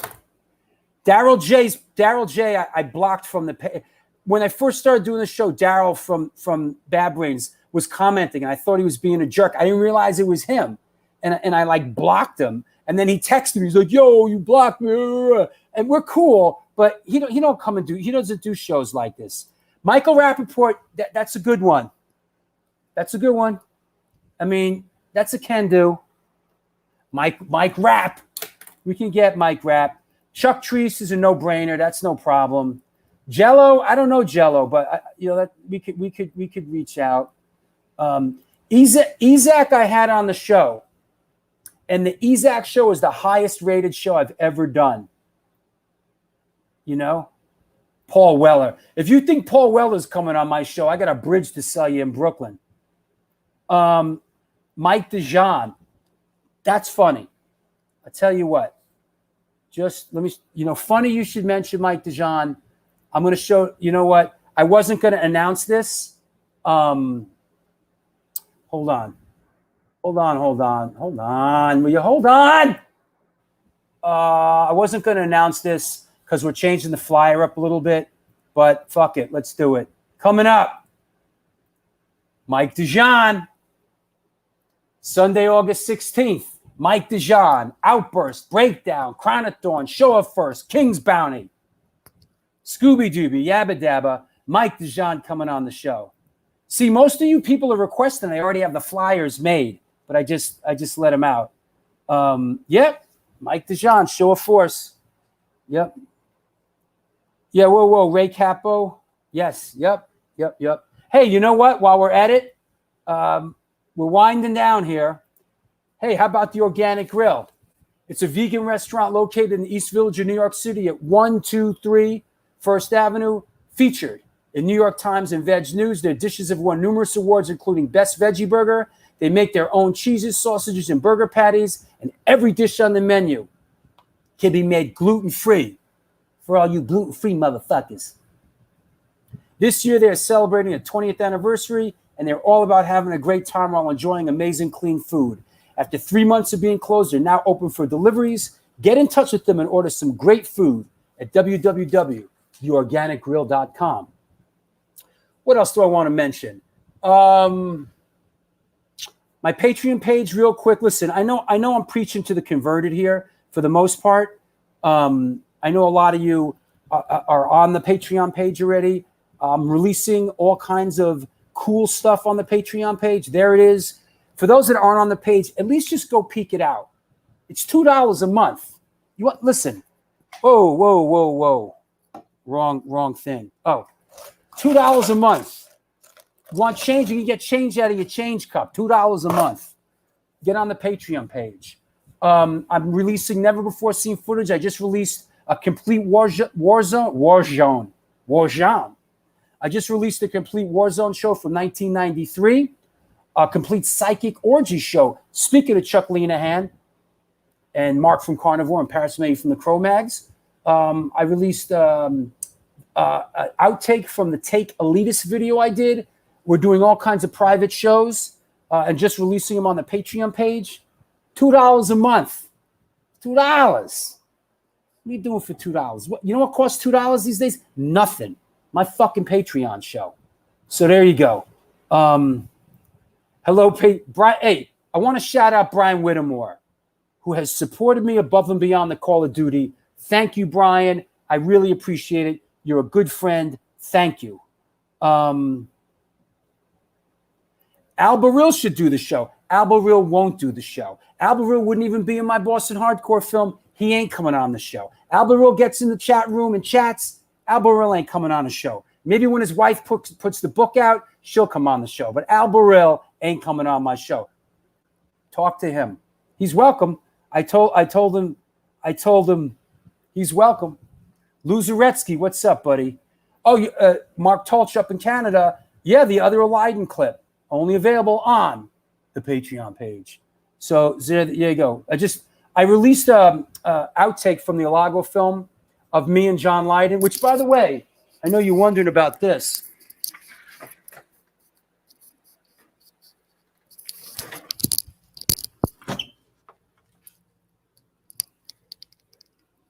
Cool, huh?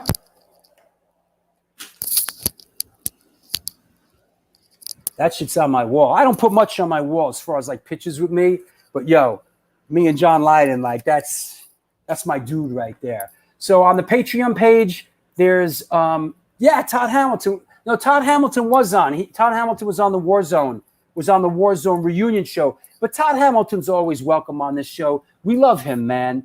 You know, we love you, man. Comeback Kid. I don't know them, Funicula. I don't know Comeback Kid. But listen, just because I don't know somebody doesn't mean they shouldn't come on my show. But you know what? I'm going to write that down. Comeback Kid. I know people that know them. I know some people that know them. Well, Doyle, listen, I talk to Doyle all the time. Doyle will want to come on the show because he don't want to put the makeup on. Like I'm in touch with Doyle. Maybe someday I'll get him to do it, but he like, I don't want to spend 2 hours putting the makeup on to do a show for an hour.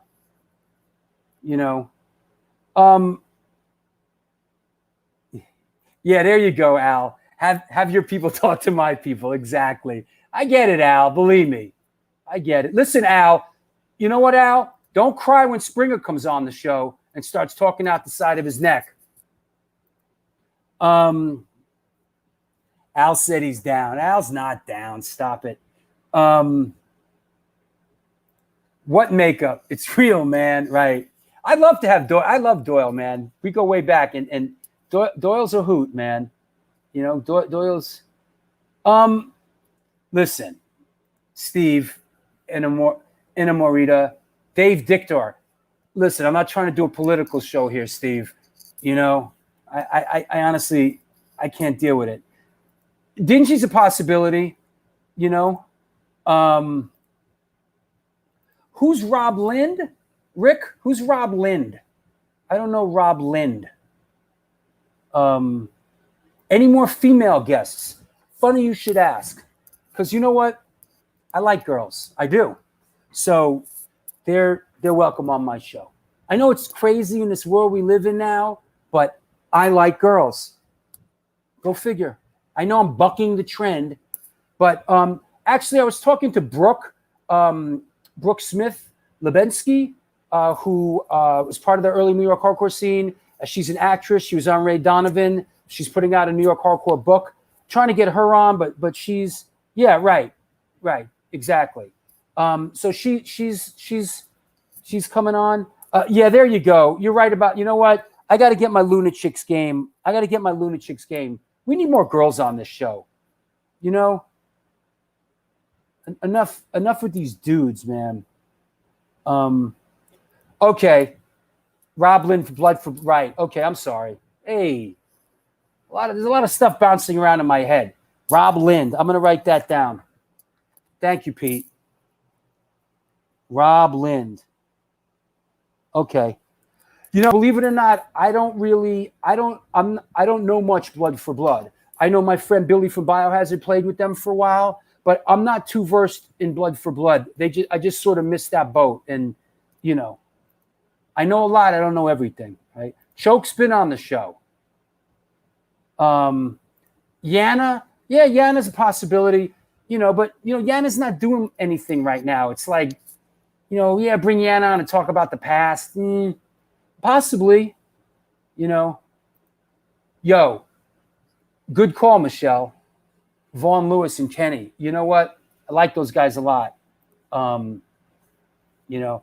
Okay, Walter's lined up. Walter doesn't want to come on until he has something coming out to push. So Walter's my boy, you know. Yes, Ian McFarlane was the basis for Blood for Blood. Ian McFarlane, the director who played bass in Blood for Blood, that's a strong possibility. He also directed The Godfather's a hardcore film, so we'd love to have him on.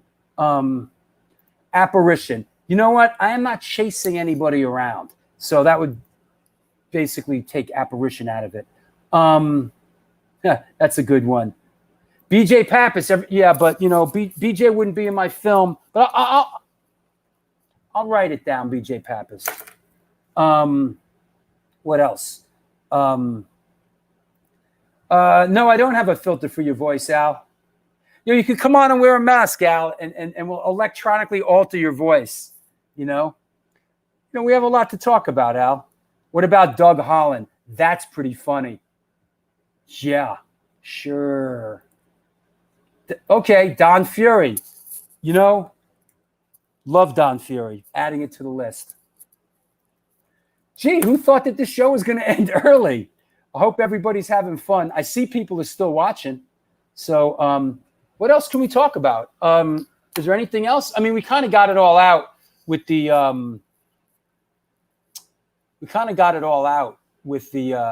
politicians, you know.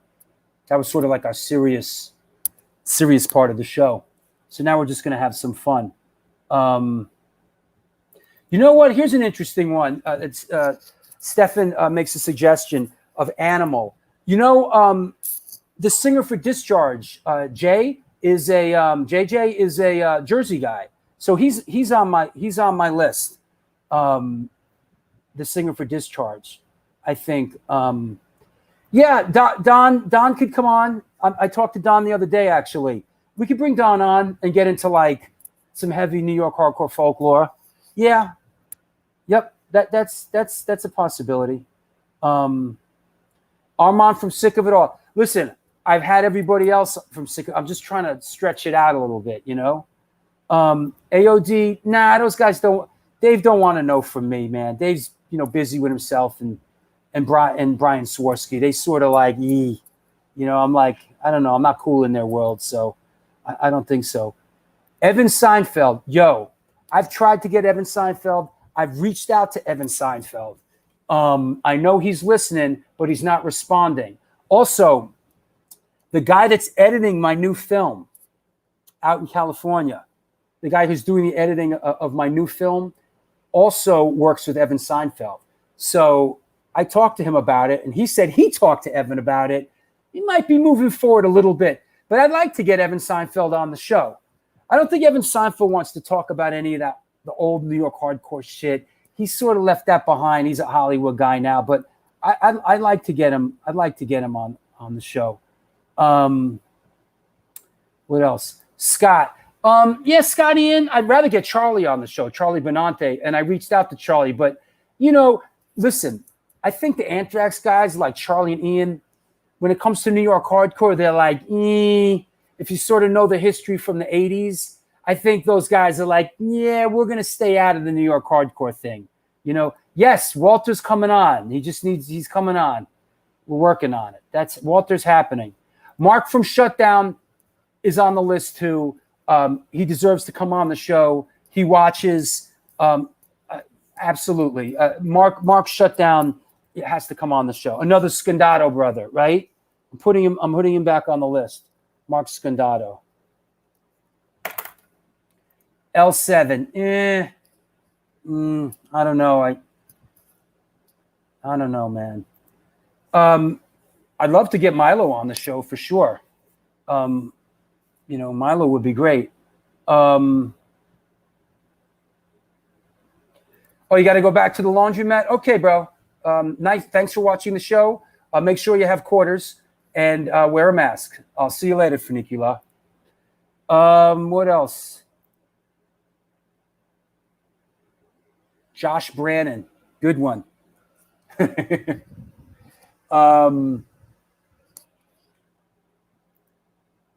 What else? Am I missing anybody? Yeah, D would be great. I mean, I like D. I met him a couple times. Hey, Dick Van Butlet, who's coming on the show. Dick Van Butlet will be on the show with no redeeming social value. So let's get ready. They got a new record. And, I had to chase them around too, these guys. They're like pains in my asses. But yeah, I chased no redeeming social value around almost as much as I did Metallica to get into the Ilago film. But hey, they got a new record, Wasted for Life, coming out, and the fellas are coming on, and we're going to have some laughs and we're going to have some fun. And I want to talk to you about doing a video. I reached out to Glennie today about doing a video. I got an idea, so you guys should talk. We should talk about it. Dez, yeah, Dez would be cool. Personally, I'd like to talk to Dez on the show. I'm putting him on the list. Listen, Dez, that's a big one for me personally. Big fan. Ron Reyes. Honestly, I'd rather talk to Dez. You saw what Glenn in Riverside Park? Which Glenn? So I live on Riverside Park. Who'd you see in my park? Which Glenn? What am I missing here? Enziguri. Hey, where you What's been? up? Where you been? Well, I had to catch a train. Oh, where are you now? Approaching 82nd Street. Oh, okay. Yeah, it's the train that usually leaves the yard left without me, so you didn't want to be around for the cursing and swearing. Glenn, no redeeming social value. Yes, of course. He's coming on the show. Yeah, okay, I got it mixed up. Anyway. Yeah, great show. Oh, yeah, excellent. And I really appreciate those guys coming. That was really good. It was good, man. Something can be said for having people on for an hour and being able to talk for the rest, I was pretty impressed. That he was a hardcore guy, just like us. That guy. Both of them, man. Those are our people, man. Those are our people. Hey, I sent you the updated of the one that you didn't announce yet. Oh wait, no, I did announce it. You missed it. Oh, you did? I missed it. I announced it with the. Wait, let me see. Hold on. But now we have collector's item second. Oh, here it is. Here it is. Wait, I'm gonna download it and post it. Hold on.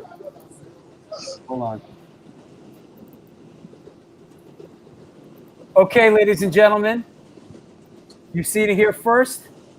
Here we go. Once again, here's the updated Mike DeJean flyer. There it is. You see it here first. Mikey DeJean on the flyer. So, all right, man. Well, get home safe. Yeah, I'm about to miss my train, so I'll be go ahead, get on the train. I'll talk to you in a bit. You got it. All right.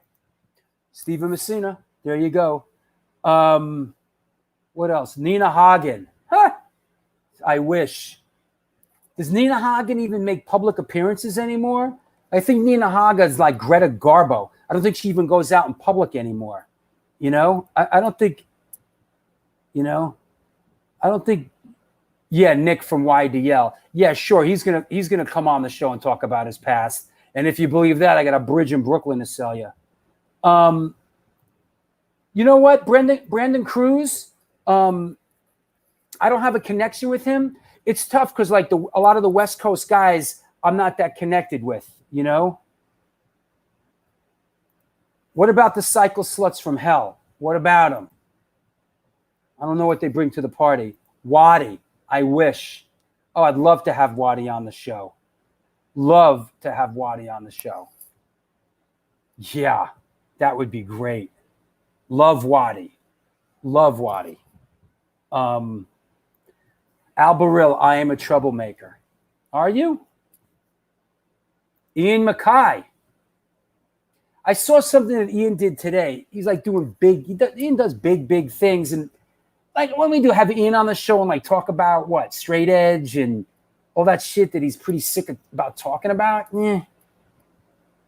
If Brian Baker didn't return my call, you think Ian's going to return my call? He's going to be like, Drew Stone, the New York hardcore guy?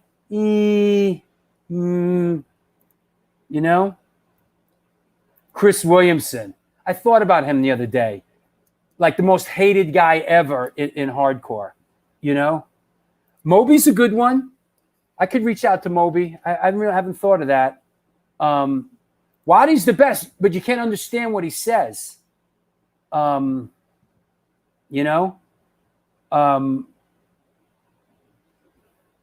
SFA. I don't think Brandon cares to come on the show. I don't think he watches or he cares. Leaving. That's a good one. That's a can do, Cooking. That's a good one, Todd. You know what I like to do? I want to do like reunion shows. Like I want a cause for alarm. Like we did the Warzone thing with you, Todd, like a Warzone alumni reunion show. I'd like to do a Cause for Alarm alumni reunion show. Marco and Noah from the Icemen, absolutely. Those guys are rich in New York history and folklore. I mean, Noah Evans, Gil Evans, like what? So yeah, that Scottish accent of Waddy is amazing. Waddy's incredible. I mean, where's my all-time great Waddy picture? Hold on. Where's my all-time great Waddy picture? All right. This one is, oh no, not that one. Oof. How did I spell Waddy in this picture? Oh, wait. Oh, I spelled it with W-A-D-D. That's why I couldn't find it. Okay. Check. I think I've posted this before, but this is a classic right here. This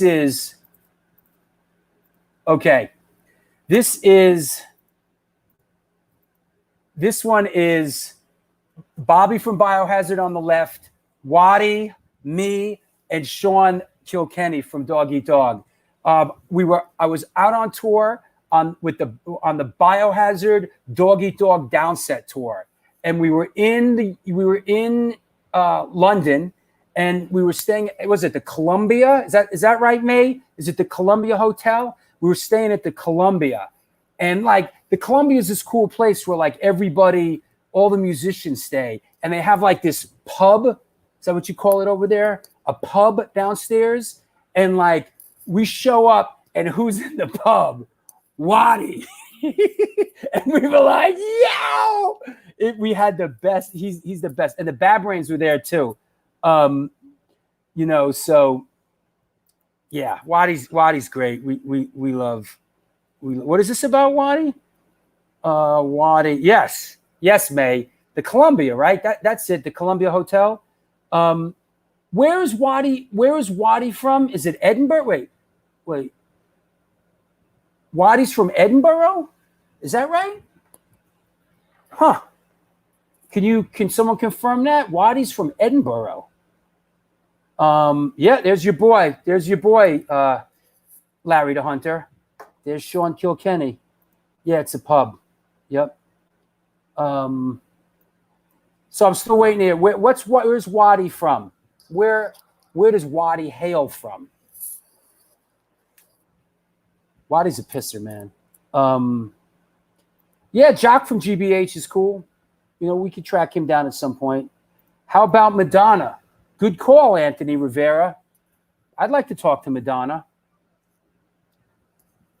I bet Madonna's heavily into Kabbalah, and my new film I just was shooting in the Middle East, so we might have something. Okay, let's see. Yes, Waddy's from Edinburgh. Okay. Stefan Moravsky says Waddy stayed in the same Sheraton Hotel and played in Denver, Colorado a week. I was out there in 2003. I ran into him in the gift shop and I got passes and we went to the show, me and my wife, and they played a theater on Broadway in Denver. Right on, Stefan. Look, Waddy's a pisser. Hey, Stefan, do you know this Chain Reaction Records and Skateboards in your town in Denver? My sponsor? Are you familiar with them? We got to start. Yes, he's from Edinburgh. This is hella fun.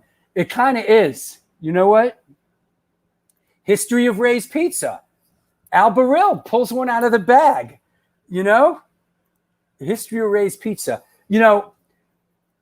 There's back in the day, there was the original Rays. There was the real Rays. There was, famous Rays. The original famous Rays. It was like big, like Rays drama back in the day. None of those Rays pizzas are even around anymore. Oh, Stefan, I'm not from Denver. I'm from Jersey. I was out there on vacation, so it was really cool. Okay, gotcha. Mike D. You know what? Those dudes are like busy making excuses for like, being silly with girls back in the day. They're not coming on my New York hardcore show to talk about like grimy shit that we get into on the show. Those dudes are so busy going, I'm sorry that we poured beer on girls in 1984. Yo, those dudes ain't coming on my show. That ain't happening. Rick Brunt, where are you? What did I just see? Rick Brunt, I use the same toilet as Joey Ramone. Right on. Would that be the CBGB's toilet? Because Joey Ramone's not the only other person that used that toilet.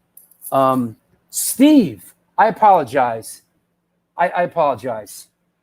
Steve, got it. Please accept my apologies. If you can get Waddy, I'd bump up my Patreon contribution for 6 months. I would love to see him on. He's got things to say. You know what? I'm putting him on the list. You know what? We got to get Waddy on the show. Operation. Is it Waddy or Watty? Is it Waddie or Watt? I'm sort of drawing a blank on that. Isn't it with 2 T's? Waddy? The art director of the Ramones is dead, Al. That's what's his name? Alago's good friend, Arturo Vega. Arturo Vega passed away. Ice-T. Listen, I reached out to Ice, and I know Ice. He didn't respond. The thing about someone like Ice-T is he doesn't conduct business personally. Everything has to go through his manager. So, when somebody like hits him up,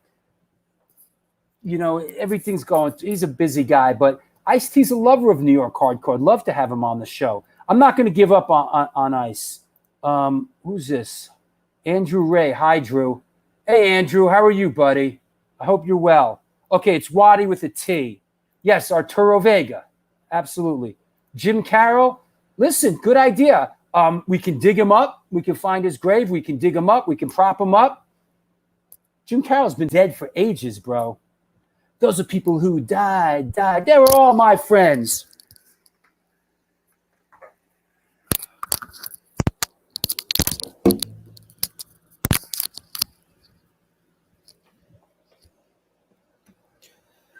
Those are people who died. Those are people who died. Those are people who died. Those are people who died. They were all my friends, and they died. All right. Enough silliness. Ugh. What else? Couple more minutes here. Well, honestly, this is like, I'm having more fun doing this than dealing with guests. Hope you're having fun. You must be having fun because I see there's still a shitload of people watching. So, okay, what else? Play a tune. I don't know, man. Nobody wants to hear it. Who wants to hear me? Let's see. Can you hear that? Oh, shit. The fans have been blowing the whole time. I didn't even turn them off. 10 years ago, on a cold, dark night, there was someone killed underneath the town hall light. Few were at the scene, but they all did agree that the man who did the run-in looked a lot like me. Well, she walks these hills in a long black veil, visits my grave when the night winds wail. Nobody knows, nobody sees, nobody knows but me.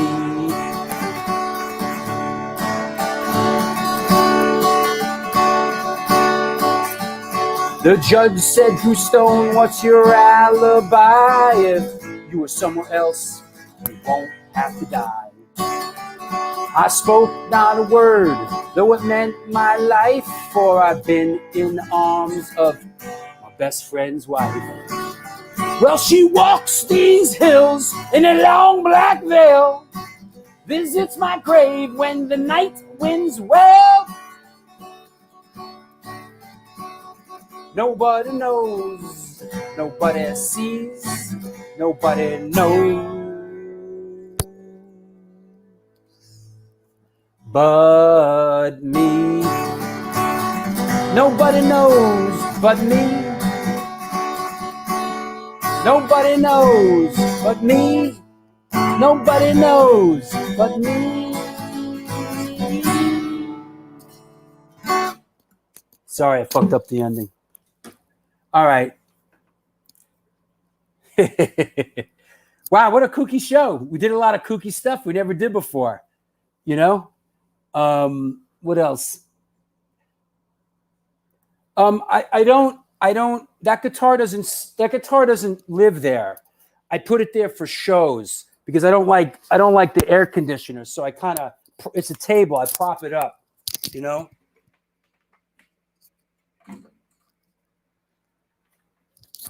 I prop it up a little bit there, you know, just elements, try to set, my dad, he taught me, you gotta, set the stage, I should play a little more. We should have more people playing on the show, right? We should have, remember when Michael Graves played on the show? How great was that? Gee, Michael Graves, boy, he sure just started a shitstorm, huh? Oof. Boy. But listen, man, people come on my show. People come on our show. It ain't my show. It's our show. People come on our show and they don't talk politics. So it's good. Don't go there. Right. I got you, man. I got you. Nobody knows it needs to be tuned. I haven't played in a while. The Graves show was great. Hey, want to thank everybody for watching this kooky show that we did today. What is all this? Whoa.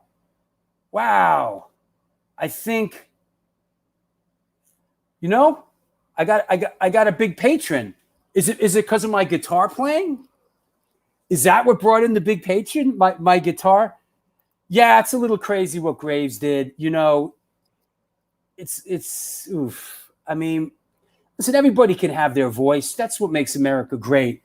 But, Graves is really putting it out there, man. And I like Michael Graves as a person. I traveled with him for a while, and he's a good dude. But, people, we're not about politics here, man.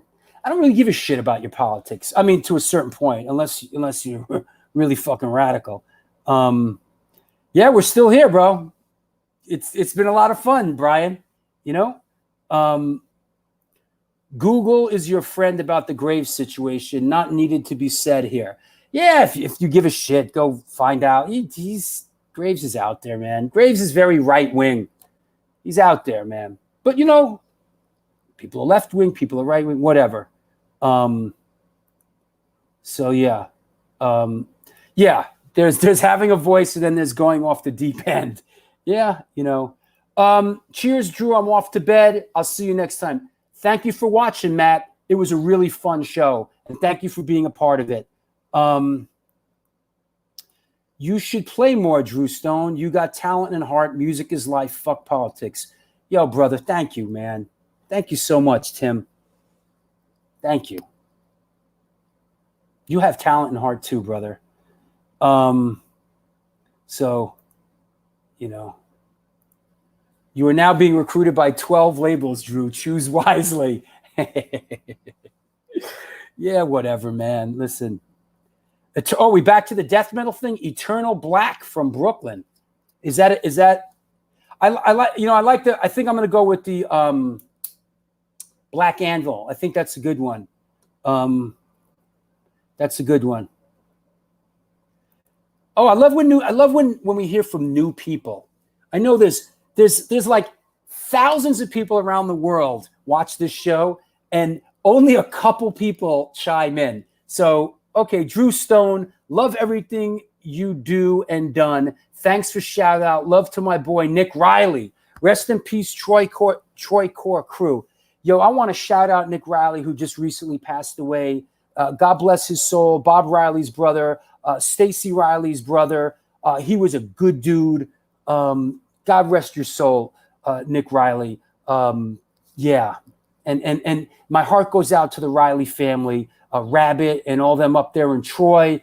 All the people up in Troy. Yo, Troy's a special place, man. We've met the enemy, and the enemy is us. Troy, New York. Drew Stone Unplugged. Yeah, I don't know, man. I know this might sound crazy, But the show, it doesn't need to be that self-indulgent. I'm hosting the damn thing. It doesn't need to be like produced by Bugs Bunny, directed by Bugs Bunny, edited by Bugs Bunny. You know, it's like enough. Anybody from Typo Negative. None of those guys will do it. Like who? Who from Typo Negative? Josh? No. Kenny? No. You know, maybe, what's his name that played drums on the early stuff? Not Johnny Kelly. Why am I drawing a blank? Sal. Sal could be interesting. He was in Life of Agony. He played on River Runs Red. Sal was a great drummer. You know, that you see my Typo, you see the Typo Negative, my Typo Negative gold record up there? Right up there. See it? Black number 1 right above my head. It's my Typo Negative gold record from when I did the Black number 1 video. And yeah, that's just a hell of a story in itself. But Sal would be good. I always felt that when Sal left Typo Negative, just like when Topper Heaton left The Clash, like when I loved Sal's drumming and I thought he really added something, you know, no disrespect to Johnny Kelly, but when Sal left, it really sort of changed it for me a little bit, you know. Gary Meskill's a definite. That's a definite, Max. He's a good dude. He's a friend, and he's standing by. Yeah, Sal. We'll get Sal on. Yeah, Sal would be a good choice. Sal. Yeah. Puff Daddy. You know, I worked with Puff back in the day. We did I produced the Super Cat video, Dolly My Baby, and he was in it and he produced it. I could reach out to Puff. Puff's cool. Yeah, Kenny ain't coming on my show. Kenny couldn't give a fuck, man. He ain't coming on my show. Mark Pivanetti, no thanks, bro. I don't think Mark wants to come on my no. Obituary, I just saw Obituary for sure. Lynn's, good call. I mean, I just saw them. You know who would be good? And I got to get going. The show's starting to turn into a long show already. But you know who would be good from the Bad Brains? Is Israel, who sang on the Rise record. That would be interesting. Him I'd like to talk to. He's an interesting character. So, you know, I'm going to write that down. That's Israel from Bad Brains. Daryl ain't coming on the show. I've tried. Israel. Yeah. Israel's a good one. The underdog guys, the Rick to Life. Poor Rick to Life. Very sad. I used to be friends with Rick. A lot of people were. It's very sad, you know, mental illness. No joke here. Serious. He suffers from severe mental illness. You know, it's sad. You know, so yeah. Yeah, they should have kept him. Yeah. They should have brought him back. You know, Ron Nihilistic, that's not happening. Spike Cassidy would love to have Spike, no problem. Anthony doesn't do things like this, but I could talk to him. Rise up, you've got to rise.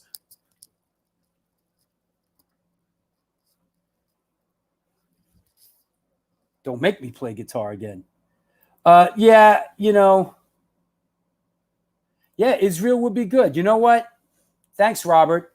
Isn't it past your bedtime, bro? Israel would be great. I got to reach out to Israel, and he's a friend. He'll answer. You know, Jeff from Breakdown won't come on the show. He's another guy. He doesn't do. You never see him doing stuff like this, and you know, maybe I'll be wrong, but you know, I don't think so. Eddie from Leeway. Oh Christ. Oof. I don't know if I have that in me, man. Maybe at some point, you know. Good night, May. Sleep tight. Thank you.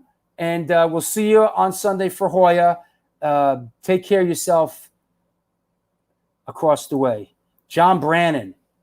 Yeah, that's a guy I'd like to get Brannon on the show. You don't talk much, that guy. Paul Diano. Good call. Good call. Now we're talking. Because like in my world, like those first those 2 Iron Maiden records that he did is the best shit they ever did. Like, Nick Oliveri, that's a possibility. That could happen. It's your birthday on Sunday. Cool.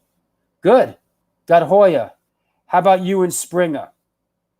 Springer's going to come on the show, Al, and you're going to be like fucking in the chat room going, blah, blah, blah, blah. But, in the boxing ring. There you go. John Stewart. Nice. That's an interesting one. What's that about Deanna? What did I just see about Paul Deanna? Eddie Trunk. Nah, you let Eddie Trunk do his own show. You don't need to fucking come on my show. What did I just see about Paul Deanna? All right. Anyway, Paul Deanna is going to want a paycheck. Okay, I get it. And some cocaine. All right. All right, there you go. Steve from Skin Lab. Steve's an old friend. Love Steve. Are they viable? Would people watch a Skin Lab show? I mean, Steve's an old friend. I haven't talked to him in years, but Steve would do it. I like Steve. Trunk show lame. Trunk's all right. Heavy metal guy, Enough with Gary Mescal, all right? All right, I'll get fucking Gary on the show. No problem. You know what? I'll do this. Hold on. Being that 300 people have asked for Gary Mescal, I'm going to, where's Gary? Gary Mescal. With a circle around it. Fuck. We'll get Gary on the show. Hey, Gordon Ansis. I don't think Gordon would do it. Gordon, I don't think Gordon would do it. But maybe. I talk to Gordon all the time. I should just call him right now on speakerphone. You know what we should do? It'd be a fun thing to do? This is what we'll do next time. We'll do this, but I'll call them on speakerphone. All those guys. Gordon Ansis, Israel, BJ Pappas, Dez, Henry Rollins. We'll call them all on speakerphone and be like, yo, you're on the show. That'd be kind of funny, right? Yep. All right. Listen, it's been fun. It's been real. It's been fun.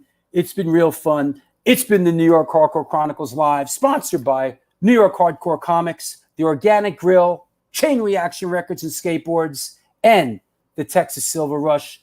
I want to thank everybody for watching today. I want to thank our guests, Councilman Justin Brannon and Councilman Keith Powers, as well as our special guest, Jesse Mallon.